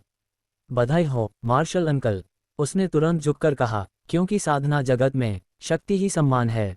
Scroll channel, heavenly doubtless. कुरूप व्यक्ति की अत्यधिक सतर्कता और विनम्रता को देखकर जायन पूर्व नाम हालीक स्वयं ही थोड़ा असहज हो गया। वह उसके भीतर किसी अवसर की तलाश कर उसे सबक सिखाने का विचार कर रहा था, किंतु अब उसे लगा कि ऐसा करना अनुचित होगा। आखिरकार उस कुरूप व्यक्ति ने पहले भले ही उससे रूखा व्यवहार किया था, पर उसने कोई ऐसा गंभीर अपराध नहीं किया था जिसके लिए उसे दंडित किया जाए। ये सोचकर जायन का चेहरा शांत हो गया और उसने साधारण स्वर में कहा, अगर और कोई बात नहीं है तो मैं अब विदा लेता हूँ। इतना कहकर जायन हल्के पंख की तरह वहां से प्रस्थान कर गया। काफी देर तक वह कुरूप व्यक्ति जायन की जाती हुई आकृति को देखता रहा। अंत में उसने गहरी सांस ली और बुदबुदाया, ये तो सचमुच तर्क के विरुद्ध है। कोई व्यक्ति पृथ्वी अग्निकक्ष में छिपकर साधना करे और यूं ही फाउंडेशन एस्टेब्लिशमेंट में प्रवेश कर जाए। और मैं, जिसने शांत स्थान चुना, सहायक औषधियां लीं, फिर भी सफल नहीं हो सका। अब समझ में आता है, जिसे मार्शल पूर्वज ली ने शिष्य स्वीकार किया हो, उसकी प्रतिभा साधारण कैसे हो सकती है। वह व्यक्ति जायन की सफलता को उसकी दैवी प्रतिभा का परिणाम मान बैठा। यदि यह बात स्वयं जायन सुन लेता तो शायद वह कड़वी हंसी हंसता, क्योंकि वह जानता था कि यह सब रक्त, पसीने और असंख्य असफलताओं का परिणाम था। इस समय तक जायन यूएलू हॉल को पीछे छोड़ चुका था। परिवहन संरचना की रखवाली करने वाले साधक भी बदल चुके थे। यदि वे पुराने होते और जायन को ची कंडेंसेशन से सीधे फाउंडेशन एस्टेब्लिशमेंट में पहुंचा देखते तो निस्संदेह अवाक रह जाते। जायन निश्चिंत भाव से अपने उड़ने वाले जादुई उपकरण पर आकाश में आगे बढ़ रहा था और उसके मन में फाउंडेशन एस्टेब्लिशमेंट में प्रवेश का पूरा अनुभव चलचित्र की भांति घूम रहा था। 5 महीने पहले जब उसने फाउंडेशन एस्टेब्लिशमेंट गोलियों का परिशोधन पूरा किया था, तब उसने गंभीरता से सोचा था कि पृथ्वी अग्निकक्ष में ही तूपो करना एक अच्छा विचार होगा। कम से कम कोई अचानक आकर उसकी एकांत साधना भंग नहीं कर सकता था। निर्णय लेकर जायन ने अपनी मूल 3 गोलियों में से एक फाउंडेशन एस्टेब्लिशमेंट गोली निगल ली। औषधि का प्रभाव अत्यंत तीव्र था। कुछ ही घंटों में उसे अपने डेंटियन में भड़कती हुई अग्नि का अनुभव हुआ, जबकि उसका शेष शरीर बर्फ की तरह ठंडा हो गया, आग और बर्फ का विचित्र संगम। यह अनुभूति कुछ ही समय रही, फिर अचानक डेंटियन की अग्नि लुप्त हो गई और शरीर सामान्य हो गया। जायन स्तब्ध रह गया। अगले ही क्षण उसका चेहरा बदल गया। उसने दोनों हाथों से डेंटियन को दबा लिया, मानो 7-8 खंजर एक साथ उसके भीतर धंस गए हों। असहनीय पीड़ा ने उसे जमीन पर सिकुड़कर गिरा दिया। उसका चेहरा पीला पड़ गया, पसीने की मोटी बूंदें गिरने लगीं। वह मन ही मन कोसने लगा, किसी ने ये क्यों नहीं बताया कि यह पीड़ा भी होगी। लेकिन कोसना पूरा भी नहीं हुआ था कि पीड़ा विस्फोट में बदल गई। उस विस्फोट से निकली गर्म धाराएं उसकी नसों, हड्डियों और मज्जा तक फैल गईं। फिर वह गर्माहट असहनीय खुजली में बदल गई, मानो अनगिनत चींटियां शरीर पर रेंग रही हों। यह यातना भोजन पकने जितने समय तक चली, फिर धीरे धीरे शांत हो गई। जायन दीवार का सहारा लेकर खड़ा हुआ। उसका पूरा शरीर एक चिपचिपे धूसर पदार्थ से ढका था, जिससे अजीब गंध आ रही थी, पर उसे इसकी कोई परवाह नहीं थी। उसकी साधना 12वें स्तर तक पहुंच चुकी थी और उसका शरीर भीतर से शांत, गर्म और स्थिर था। उसे स्पष्ट हो गया कि गोली ने उसकी देह को शुद्ध किया था, मज्जा का शोधन और स्नायु परिवर्तन। शरीर में शेष गर्माहट बची हुई औषधीय शक्ति थी, जिसे साधना द्वारा सीशोह करना आवश्यक था। यही कारण था कि अन्य साधक 3 महीने की एकांत साधना करते थे, पर जायन अलग था। उसके पास गोलियों की कोई कमी नहीं थी। उसे केवल एक बार नहीं, बार बार देह शोधन चाहिए था। 10 दिनों के ध्यान के बाद उसने दूसरा फाउंडेशन एस्टेब्लिशमेंट गोली ले ली। पीड़ा फिर आई, पर इस बार वह कम थी।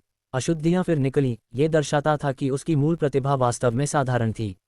दूसरी गोली के बाद उसकी साधना 13वें स्तर यानी ची कंडेंसेशन की चरम सीमा पर पहुंच गई। तीसरी, चौथी, 7वीं गोली तक उसकी वास्तविक ऊर्जा तरल रूप लेने लगी। 7वीं गोली के बाद उसका अधिकांश डेंटियन तरल सच्चे सार से भर चुका था, पर 8वीं गोली से पहले वह हिचकिचाया। शरीर में औषधीय शक्ति संतृप्ति पर थी, जरा सी चूक विनाश ला सकती थी। फिर भी फाउंडेशन एस्टेब्लिशमेंट की लालसा जीत गई। उसने 8वीं गोली ले ली। अगले ही क्षण औषधीय शक्ति विस्फोट कर गई। उसकी चेतना डगमगा गई। जब वह जागा, वह फाउंडेशन एस्टेब्लिशमेंट में प्रवेश कर चुका था, पर खतरा टला नहीं था। शेष औषधीय शक्ति अभी भी उग्र थी। उसे तुरंत साधना करनी पड़ी, और तभी उसे याद आया, उसके पास कौन सी फाउंडेशन एस्टेब्लिशमेंट साधना विधि थी। सिर्फ अजूर एसेंस स्वॉर्ड आर्ट्स। एक साधारण उपेक्षित तलवार कला। मजबूरी में जायन ने वही ग्रंथ खोला और साधना में बैठ गया। ये तलवार कला 9 स्तरों की थी। पहले 3 स्तर ची कंडेंसेशन, मध्य 3 फाउंडेशन एस्टेब्लिशमेंट, अंतिम 3 कोर फॉर्मेशन। पहले 3 स्तरों पर बिना हथियार के 3 मीटर लंबी तलवार धार निकल सकती थी। मध्य स्तरों पर शरीर के चारों ओर स्वचालित तलवार ढाल बनती थी। और अंतिम 3 स्तर, उनका रहस्य अभी जायन के सामने खुलना बाकी था। चैनल 1 हेवनली डाउटेल्स 1 अज्योर एसेंस तलवार कला की अंतिम 3 परतों को पूर्ण करने पर जो दिव्य क्षमता प्राप्त होती थी उसे तलछाया मायावी विधि कहा जाता था। इस विधि को साधने की पहली शर्त यह थी कि साधक के पास एक उड़ने वाली तलवार प्रकार की जादुई धरोहर हो। स्वाभाविक रूप से उड़ने वाले कृपाण फ्लाइंग सेबर्स भी स्वीकार्य थे।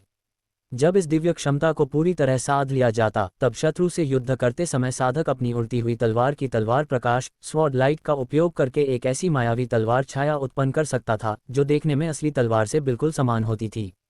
ये छाया शत्रु की दृष्टि को भ्रमित करती और मूल तलवार के साथ मिलकर शत्रु पर आक्रमण करती थी। हालांकि प्रारंभिक अवस्था में उस तलवार छाया की शक्ति केवल असली तलवार की 10% ही होती थी, लेकिन जैसे जैसे तलवार कला की परतें बढ़ती जाती उसकी शक्ति भी बढ़ती जाती। 9वीं परत पर पहुंचते पहुंचते वह तलवार छाया असली तलवार की 1/3 शक्ति तक पहुंच जाती थी। इसके अतिरिक्त तलवार छाया साधना के दौरान केवल एक ही भ्रम उत्पन्न नहीं होता था। 7वीं परत के बाद हर नई परत पर एक अतिरिक्त तलवार छाया उत्पन्न की जा सकती थी। इस प्रकार जब अज्योर एसेंस तलवार कला अपनी चरम अवस्था पर पहुंच जाती तब साधक के पास असली तलवार के साथ साथ 3 समान दिखने वाली छायाएं होती जिनमें से प्रत्येक की शक्ति असली तलवार की 1/3 होती। इस दृष्टि से देखा जाए तो तलछाया मायावी विधि सचमुच साधना योग्य प्रतीत होती थी। लेकिन जायन पूर्व में हान ली ये भली भांति जानता था कि इस तलवार कला में अवश्य ही कोई न कोई छिपी हुई समस्या है। यदि ऐसा न होता तो येलो मेपल वैली में इतने सारे फाउंडेशन एस्टेब्लिशमेंट साधक होने के बावजूद किसी ने भी इस कला को गहराई तक क्यों न साधा होता। इसी बात का उसे गहरा पछतावा हुआ कि पहले उसने इस तलवार कला की अलोकप्रियता का कारण ध्यान से नहीं सुना था और यह सोचकर लापरवाही से छोड़ दिया था कि वह कभी इसे साधेगा ही नहीं। अब जबकि वह जानता था कि इस तकनीक में कोई बड़ा दोष अवश्य है, फिर भी वह स्वयं को कम से कम एक बार इसे साधने से रोक न सका। उसके मन में यही आशा थी कि यह कला कहीं उसे विक्षिप्त या पथभ्रष्ट न कर दे। थोड़ा और सोचने पर उसने स्वयं को ये कहकर ढाढ़स बंधाया कि भले ही किसी ने इसे गहराई तक न साधा हो, फिर भी 2-3 परतें साधने में तो लोग सफल रहे हैं। इसका अर्थ ये था कि थोड़ा बहुत अभ्यास करने से कोई भयानक परिणाम नहीं आएगा। इन्हीं विचारों के सहारे जायन ने अपने शरीर में उफान मार रही औषधीय शक्ति को अज्योर एसेंस तलवार कला की विधि के अनुसार संचालित करना शुरू किया। उसने जैसे ही साधना विधि को एक बार घुमाया उसके भीतर अचानक एक गड़गड़ाहट सी हुई। औषधीय शक्ति के अवशोषण से उसकी जादुई शक्ति जिस तीव्रता से बढ़ी वह उसे प्रसन्नता से लगभग चिल्ला उठने पर मजबूर कर देती। उस अद्भुत अनुभूति में डूबा हुआ जायन बार बार साधना विधि को घुमाता रहा और कब उसकी चेतना धीरे धीरे किसी दूरस्थ शून्य में खो गई उसे स्वयं भी पता न चला। पता नहीं कितना समय बीत गया। जब उसके शरीर में औषधीय शक्ति का अंतिम अंश भी समाप्त हो गया तब जाकर जायन उस आनंदमय अवस्था से जागा। कुछ क्षण वह शून्य दृष्टि से खड़ा रहा, फिर बिना कुछ कहे उठ खड़ा हुआ। उसने आंखें सिकोड़कर सोचा, फिर अचानक अपना हाथ उठाया। उसी क्षण उसकी उंगली से कुछ फुट लंबी नीलाभ धुंधली तलवार रेखा निकल पड़ी। उसकी ठंडी आभा अत्यंत भयावह थी और उसकी धार ऐसी लग रही थी मानो किसी भी वस्तु को चीर सकती हो। ये दृश्य देखकर जायन को प्रसन्नता नहीं हुई, बल्कि उसके होठों से एक कड़वी हंसी निकल गई।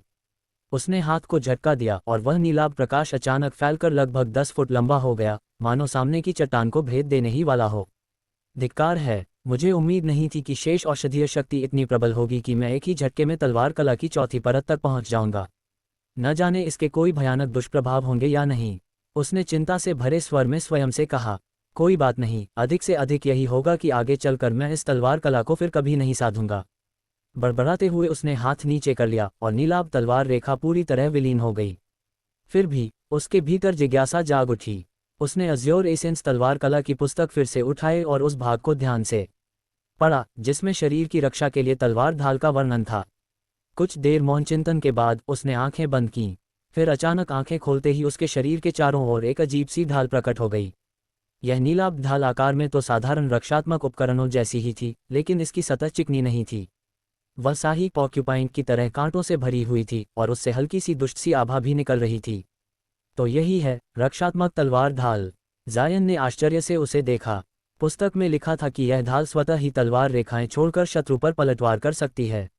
अफसोस, इस समय उसके पास इसे परखने का कोई साधन नहीं था। इसके बाद उसने अपने शरीर की जांच की और अपने भीतर की सच्ची ऊर्जा को परखा। जब उसे कोई गड़बड़ी न दिखी तब उसने राहत की सांस ली, अपना सामान समेटा और अर्थ अग्नि कक्ष से बाहर निकल गया। संयोग से बाहर निकलते ही उसकी मुलाकात उसी कुरूप व्यक्ति से हो गई। उस व्यक्ति के विस्मित चेहरे को याद कर जायन आकाश में उड़ते हुए मन ही मन हंस पड़ा। आकाश धीरे धीरे उजाला हो रहा था और जायन सीधे 100 औषधि उपवन लौट आया। रास्ते में उसे कोई नहीं मिला। पहले जब वह एकांत साधना का बहाना बनाकर गया था तो उपवन फिर से उस बूढ़े व्यक्ति के हवाले कर दिया गया था, जिससे वह काफी खिन्न था और कई दिनों तक दाढ़ी फुलाए बैठा रहता था।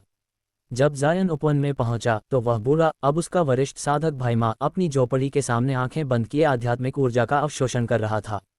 बिना आंखें खोले ही उसने जायन का नाम पुकार लिया, लेकिन जैसे ही उसने जायन की आभा को महसूस किया उसकी आंखें झट से खुल गईं। तुम सचमुच फाउंडेशन एस्टेब्लिशमेंट स्तर पर पहुंच गए? उसने अविश्वास से पूछा। वरिष्ठ भाईमा, ये शिष्य केवल सौभाग्यवश इस स्तर तक पहुंच पाया है, जायन ने विनम्रता से झुककर उत्तर दिया। कुछ देर स्तब्ध रहने के बाद बूढ़ा धीरे धीरे सामान्य हुआ और बुदबुदाया, यह अविश्वसनीय है, सचमुच अविश्वसनीय। इसके बाद उसने गंभीर स्वर में कहा, अब जब हम दोनों फाउंडेशन एस्टेब्लिशमेंट साधक हैं तो वरिष्ठ चाचा कहने की आवश्यकता नहीं। आज से हम साधक भाई हैं। तुम मुझे वरिष्ठ भाईमा कह सकते हो। जायन ने मुस्कुराकर सहमति में सिर हिला दिया। साधना जगत में ये परंपरा थी कि वरिष्ठता स्तर के अनुसार तय होती थी। इसके बाद दोनों भीतर गए, चाय बनाई और बैठकर बात करने लगे। वरिष्ठ भाईमा ने विस्तार से फाउंडेशन एस्टेब्लिशमेंट के बाद की सावधानियां समझाईं। जायन ध्यान से सुनता रहा। अंत में जायन ने अज़्योर एसेंस तलवार कला के बारे में पूछा। ये सुनते ही बूढ़े के चेहरे पर आश्चर्य छा गया। कुछ सोचकर उसने कहा, ये तलवार कला वास्तव में हमारी येलो मेपल वैली की नहीं है। ये कभी प्रोफाउंड स्वॉर्ड संप्रदाय की थी, जिसे बहुत पहले नष्ट कर दिया गया था। ये कला मूल रूप से 13 परतों की थी, परंतु अब केवल 9 ही शेष हैं। कहा जाता है कि पूरी कला देव परिवर्तन स्तर तक पहुंच सकती थी, पर वह अब केवल किंवदंती है। उसने चाय का घूंट लिया और आगे कहा, भले ही यह अपूर्ण है, फिर भी इसकी शक्ति कम नहीं है।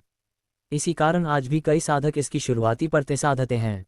जायन चुपचाप सुनता रहा। उसके हृदय में एक बात स्पष्ट थी, उसका साधना पथ सरल नहीं होगा, लेकिन स्वर्गीय दाव की इस यात्रा में वह किसी भी कीमत पर पीछे नहीं हटेगा।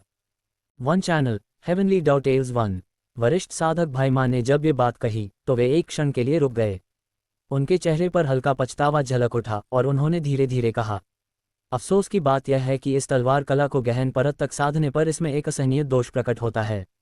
चौथी परत से जब कोई साधक अज़्योर एसेंस तलवार कला का उपयोग करते हुए परिवेश से आध्यात्मिक ऊर्जा स्पिरिचुअल ची अवशोषित करता है तो कुछ दिनों बाद उसका साधना मार्ग अचानक बिखरने लगता है।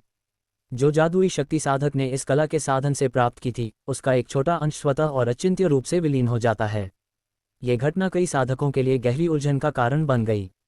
उन्होंने गंभीर स्वर में आगे कहा, इस तलवार कला की चौथी परत पर हानि की गति इतनी भयावह नहीं है, केवल 10% जादुई शक्ति ही खो जाती है। यदि साधक थोड़ा प्रयास करता है तो आम साधक इसे पूरा कर सकते हैं, लेकिन जब कोई 5वीं या 6ठी परत तक जाता है तो हानि की दर भयावह हो जाती है। प्रत्येक नई परत के साथ 10% अतिरिक्त शक्ति खो जाती है, यानी 5वीं परत पर कुल 20% और 6ठी परत पर 30% जादुई शक्ति क्षति हो जाती है। ऐसे में कौन इस तलवार कला को गहराई तक साधने का साहस करेगा? उन्होंने ध्यान आकर्षित करते हुए कहा, हमारे संप्रदाय के साधकों ने अज़्योर एसेंस तलवार कला की सबसे उच्च परत केवल 6ठी परत तक ही साधी है। 6ठी परत के ऊपर पहुंचने के लिए साधक को पहले कोर फॉर्मेशन स्तर तक पहुंचना आवश्यक है, लेकिन इस तकनीक के 6ठी परत तक पहुंचते ही साधक पहले से ही लगभग 1/3 शक्ति खो देता है। ऐसे में ये विशेषज्ञ इतनी भयंकर जोखिम क्यों उठाएंगे? यदि 7वीं परत पर भी यह विशाल हानि होती तो ये विशेषज्ञ अत्यंत अन्यायग्रस्त हो जाते। उन्होंने गंभीरता से जोड़ा, ये जानना आवश्यक है कि कोर फॉर्मेशन स्तर की किसी भी साधना तकनीक में एक परत बढ़ाना बहुत कठिन है। यह अज़्योर एसेंस तलवार कला पहले से ही असाधारण कठिन है। कोई भी 10 या 20 साल अपनी जीवन ऊर्जा इस जोखिम पर बर्बाद नहीं करेगा। और सबसे बड़ी बात यह कि यह तलवार कला खंडित और अपूर्ण है, यह कोई दिव्य तकनीक नहीं है, इसलिए इस जोखिम को उठाने के लिए कोई पर्याप्त प्रेरणा नहीं है। फिर उन्होंने थोड़ी राहत की सांस लेते हुए कहा, फिर भी इस तलवार कला की तलवार रेखा दिव्य क्षमता सचमुच उपयोगी है। केवल इस कारण इसे पूरी तरह छोड़ देना थोड़ा अफसोसजनक है। इसलिए कुछ लोग केवल पहली 3 परतें ही साधते हैं, और इस प्रकार ये कला एक सफल सहायक तकनीक बन गई है। इससे साधकों को अपनी साधना खोने की चिंता नहीं रहती और वे तलवार रेखा की क्षमता का उपयोग जारी रख सकते हैं। यद्यपि केवल तलवार रेखा का अभ्यास करने में भी 4-5 साल की एकांत साधना लगती है, जायन पूर्व हान लीक ने वरिष्ठ साधक भाई माँ की लंबी व्याख्या सुनी और केवल मुंह खोलकर रह गया। जब उसने ध्यान पुनः प्राप्त किया तो उसे केवल पेट में खट्टा सा स्वाद महसूस हुआ। यह अविश्वसनीय था। उसने पहले ही तलवार कला की चौथी परत साध ली थी। यदि भविष्य में वह इसे जारी रखना चाहे तो उसका 1/10वां हिस्सा जादुई शक्ति बिना किसी कारण के गायब हो जाएगा, और गहराई बढ़ने के साथ हानि और बढ़ेगी। ऐसे में वह आगे कैसे साधना जारी रख सकता था? हालांकि अब सब कुछ स्पष्ट हो गया था। जायन ने तय किया कि अज्योर एसेंस तलवार कला की साधना यहीं समाप्त होगी।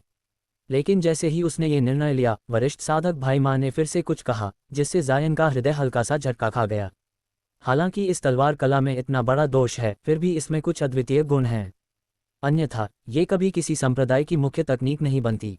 उन्होंने आगे कहा, मैंने सुना है कि भले ही इस कला की साधना धीमी होती है, हर बार जब कोई एक परत सफलता से साध लेता है तो उसका मेरिडियन नाड़ी मार्ग फैलता है और दंतियान में अद्भुत गहन प्रभाव उत्पन्न होता है।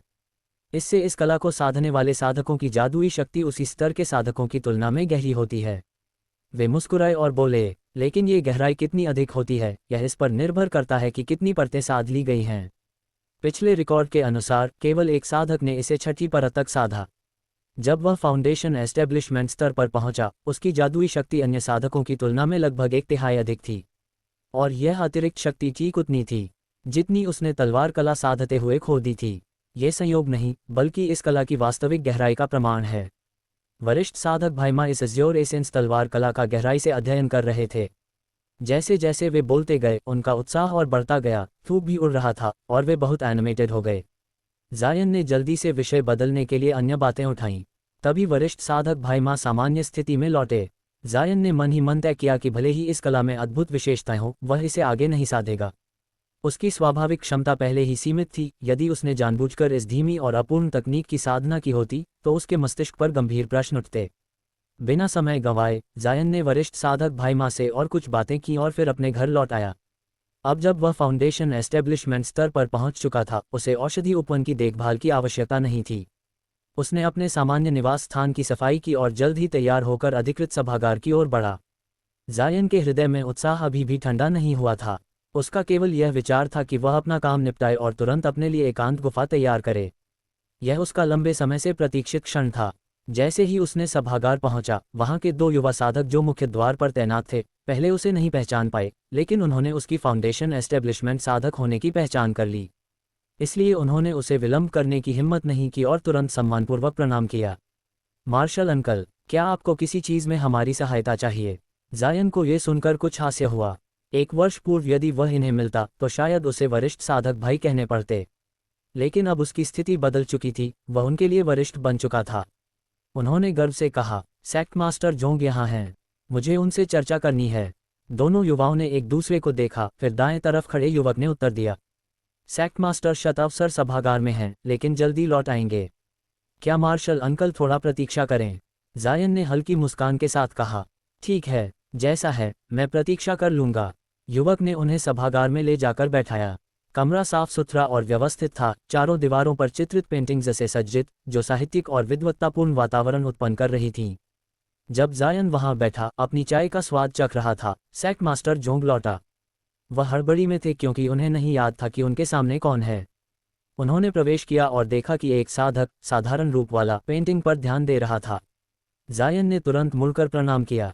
वरिष्ठ साधक भाई सेक्ट मास्टर, जूनियर मार्शल भाई जायन पूर्व हानली आपसे मिलने आया है। सेक्ट मास्टर जोंग ने उसकी ओर देखा, चेहरे पर हल्की चौंक के साथ, और बोले, जायन, जूनियर मार्शल भाई जायन, कृपया बैठें, शिष्टाचार की आवश्यकता नहीं।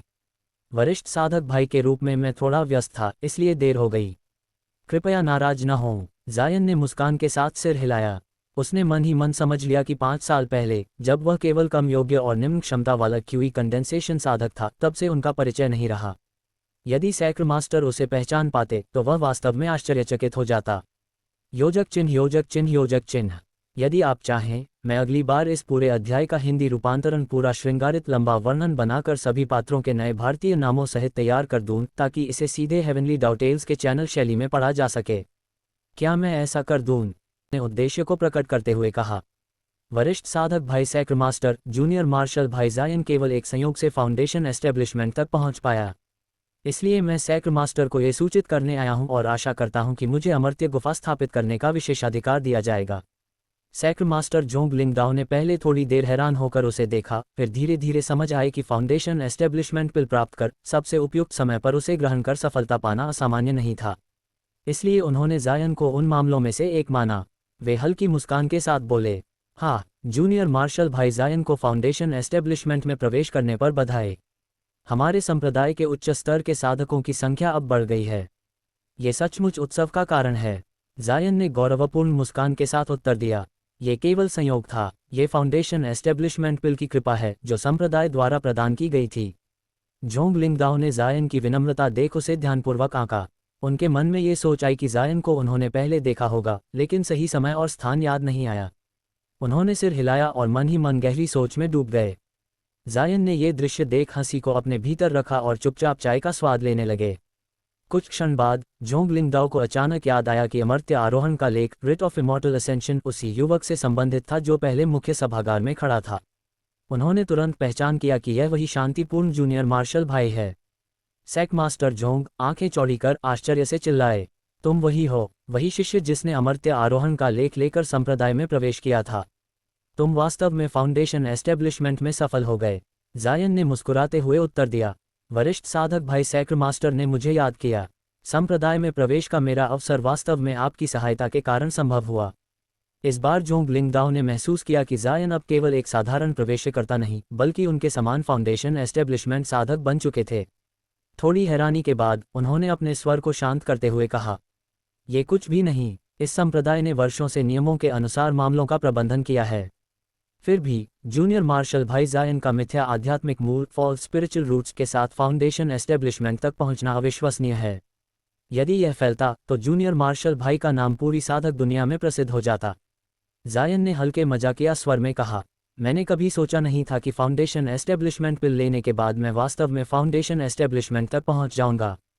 इसका एक ही उत्तर है, आकाश ने मुझे देखा और मुझे असाधारण भाग्य प्रदान किया। इस पर जोंग लिंगदाओ मुस्कुराए।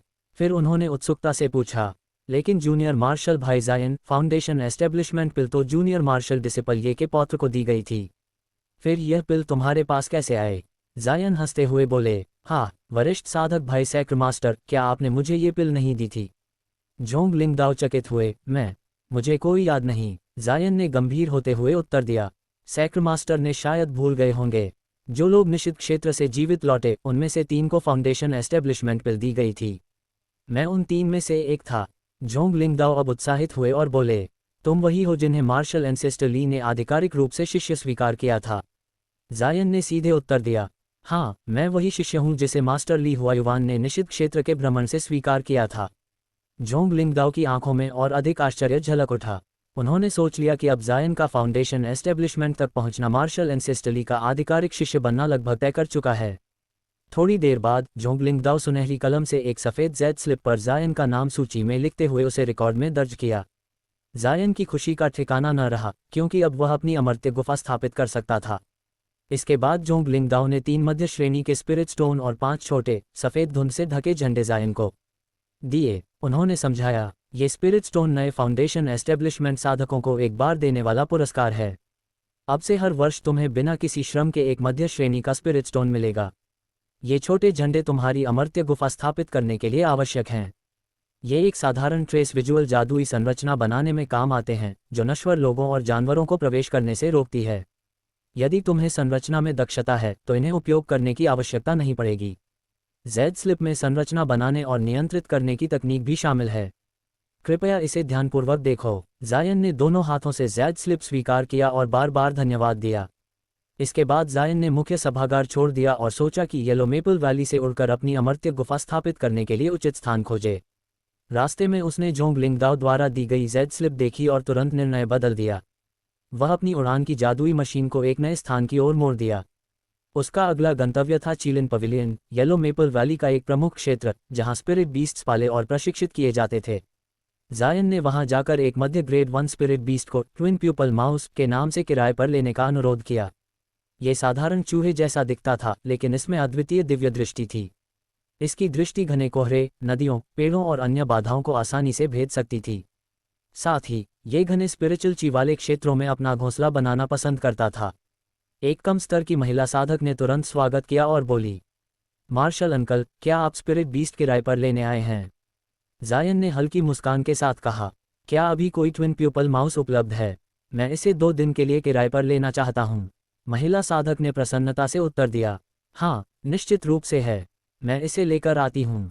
अगर आप वन हेवनली डाउटेल्स जायन की अमर्त्य गुफा की खोजवन। जब युवती साधक ट्विन प्यूपल माउस को लेने गई, तब जायन शांति से स्वागत स्टेशन पर प्रतीक्षा करने लगे, बीच बीच में अपने चारों ओर लगे जादुई प्रतिबंधों पर नजर डालते। उनके ख्याल में आया कि इस स्पिरिट बीस्ट पर्वत के शिखर को छोड़कर अन्य क्षेत्रों में सभी जगह बहुरंगी जादुई प्रतिबंधों ने इसे अलग अलग आकार के विश्राम स्थलों में बांट दिया था, जहां हर क्षेत्र केवल एक प्रकार के स्पिरिट बीस्ट के लिए सुरक्षित रखा गया था। इन प्रतिबंधित क्षेत्रों के अंदर केवल वही साधक जा सकते थे जो वहां ड्यूटी पर थे। अन्य लोग प्रवेश नहीं कर सकते थे, क्योंकि उन्हें डर था कि कोई बाहरी व्यक्ति जानवरों को विचलित कर देगा या अज्ञात बीस्ट्स बाहरी लोगों को नुकसान पहुंचा सकते थे। इस प्रकार, जबकि पूरा स्पिरिट बीस्ट पर्वत शांत और सुंदर दिखता था, वास्तव में यहाँ लगभग हजारों अलग अलग स्पिरिट बीस्ट्स रहते थे, जो कि इस स्थान की विशालता को स्पष्ट करते थे। युवती साधक जायन को अधिक देर प्रतीक्षा नहीं करवाए। एक छोटे भोजन के समय के भीतर ही वह प्रतिबंधित क्षेत्र से बाहर आए और अपनी बाहों में एक मुट्ठी भर छोटा जीव लेकर सीधे जायन की ओर दौड़ी।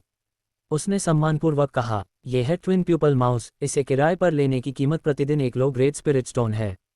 जायन ने सामान्य स्वर में उत्तर दिया, ठीक है, ये रहे 3 स्पिरिट स्टोन, मैं इसे 3 दिनों के लिए उपयोग करूंगा। युवती ने स्पिरिट स्टोन्स प्राप्त किए, फिर एक छोटा सफ़ेद झोला जायन को देते हुए कहा, 3 दिन बाद जूनियर मार्शल अंकल केवल इस ट्विन प्यूपल माउस को छोड़ देंगे और यह स्वयं क्विलिन पवेलियन लौट जाएगा। इस दौरान कृपया इसे ठीक से देखें। इस पाउच में इसका पसंदीदा अर्थप्रिय फल है, जब समय मिले इसे थोड़ा खिला सकते हैं। जायन ने सिर हिलाते हुए इसे सहजता से स्वीकार किया और युवती की सम्मानजनक निगाहों के बीच अपनी उड़ान जादुई मशीन पर उड़ान भर ली। जायन ने सीधे उत्तर पश्चिम की ओर उड़ान भरी।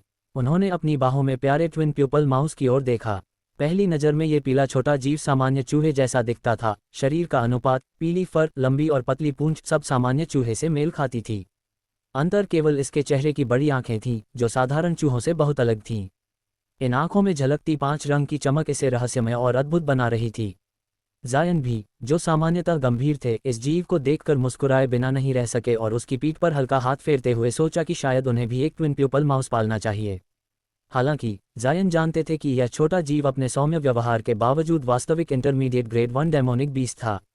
उन्होंने इसके छोटे कानों के साथ थोड़ी हरकत की और इसके विचित्र ढंग से हिलते हुए शरीर को देखकर हंसी रोक नहीं पाए, मानो उनके भीतर छुपा बचपन बाहर आ गया हो।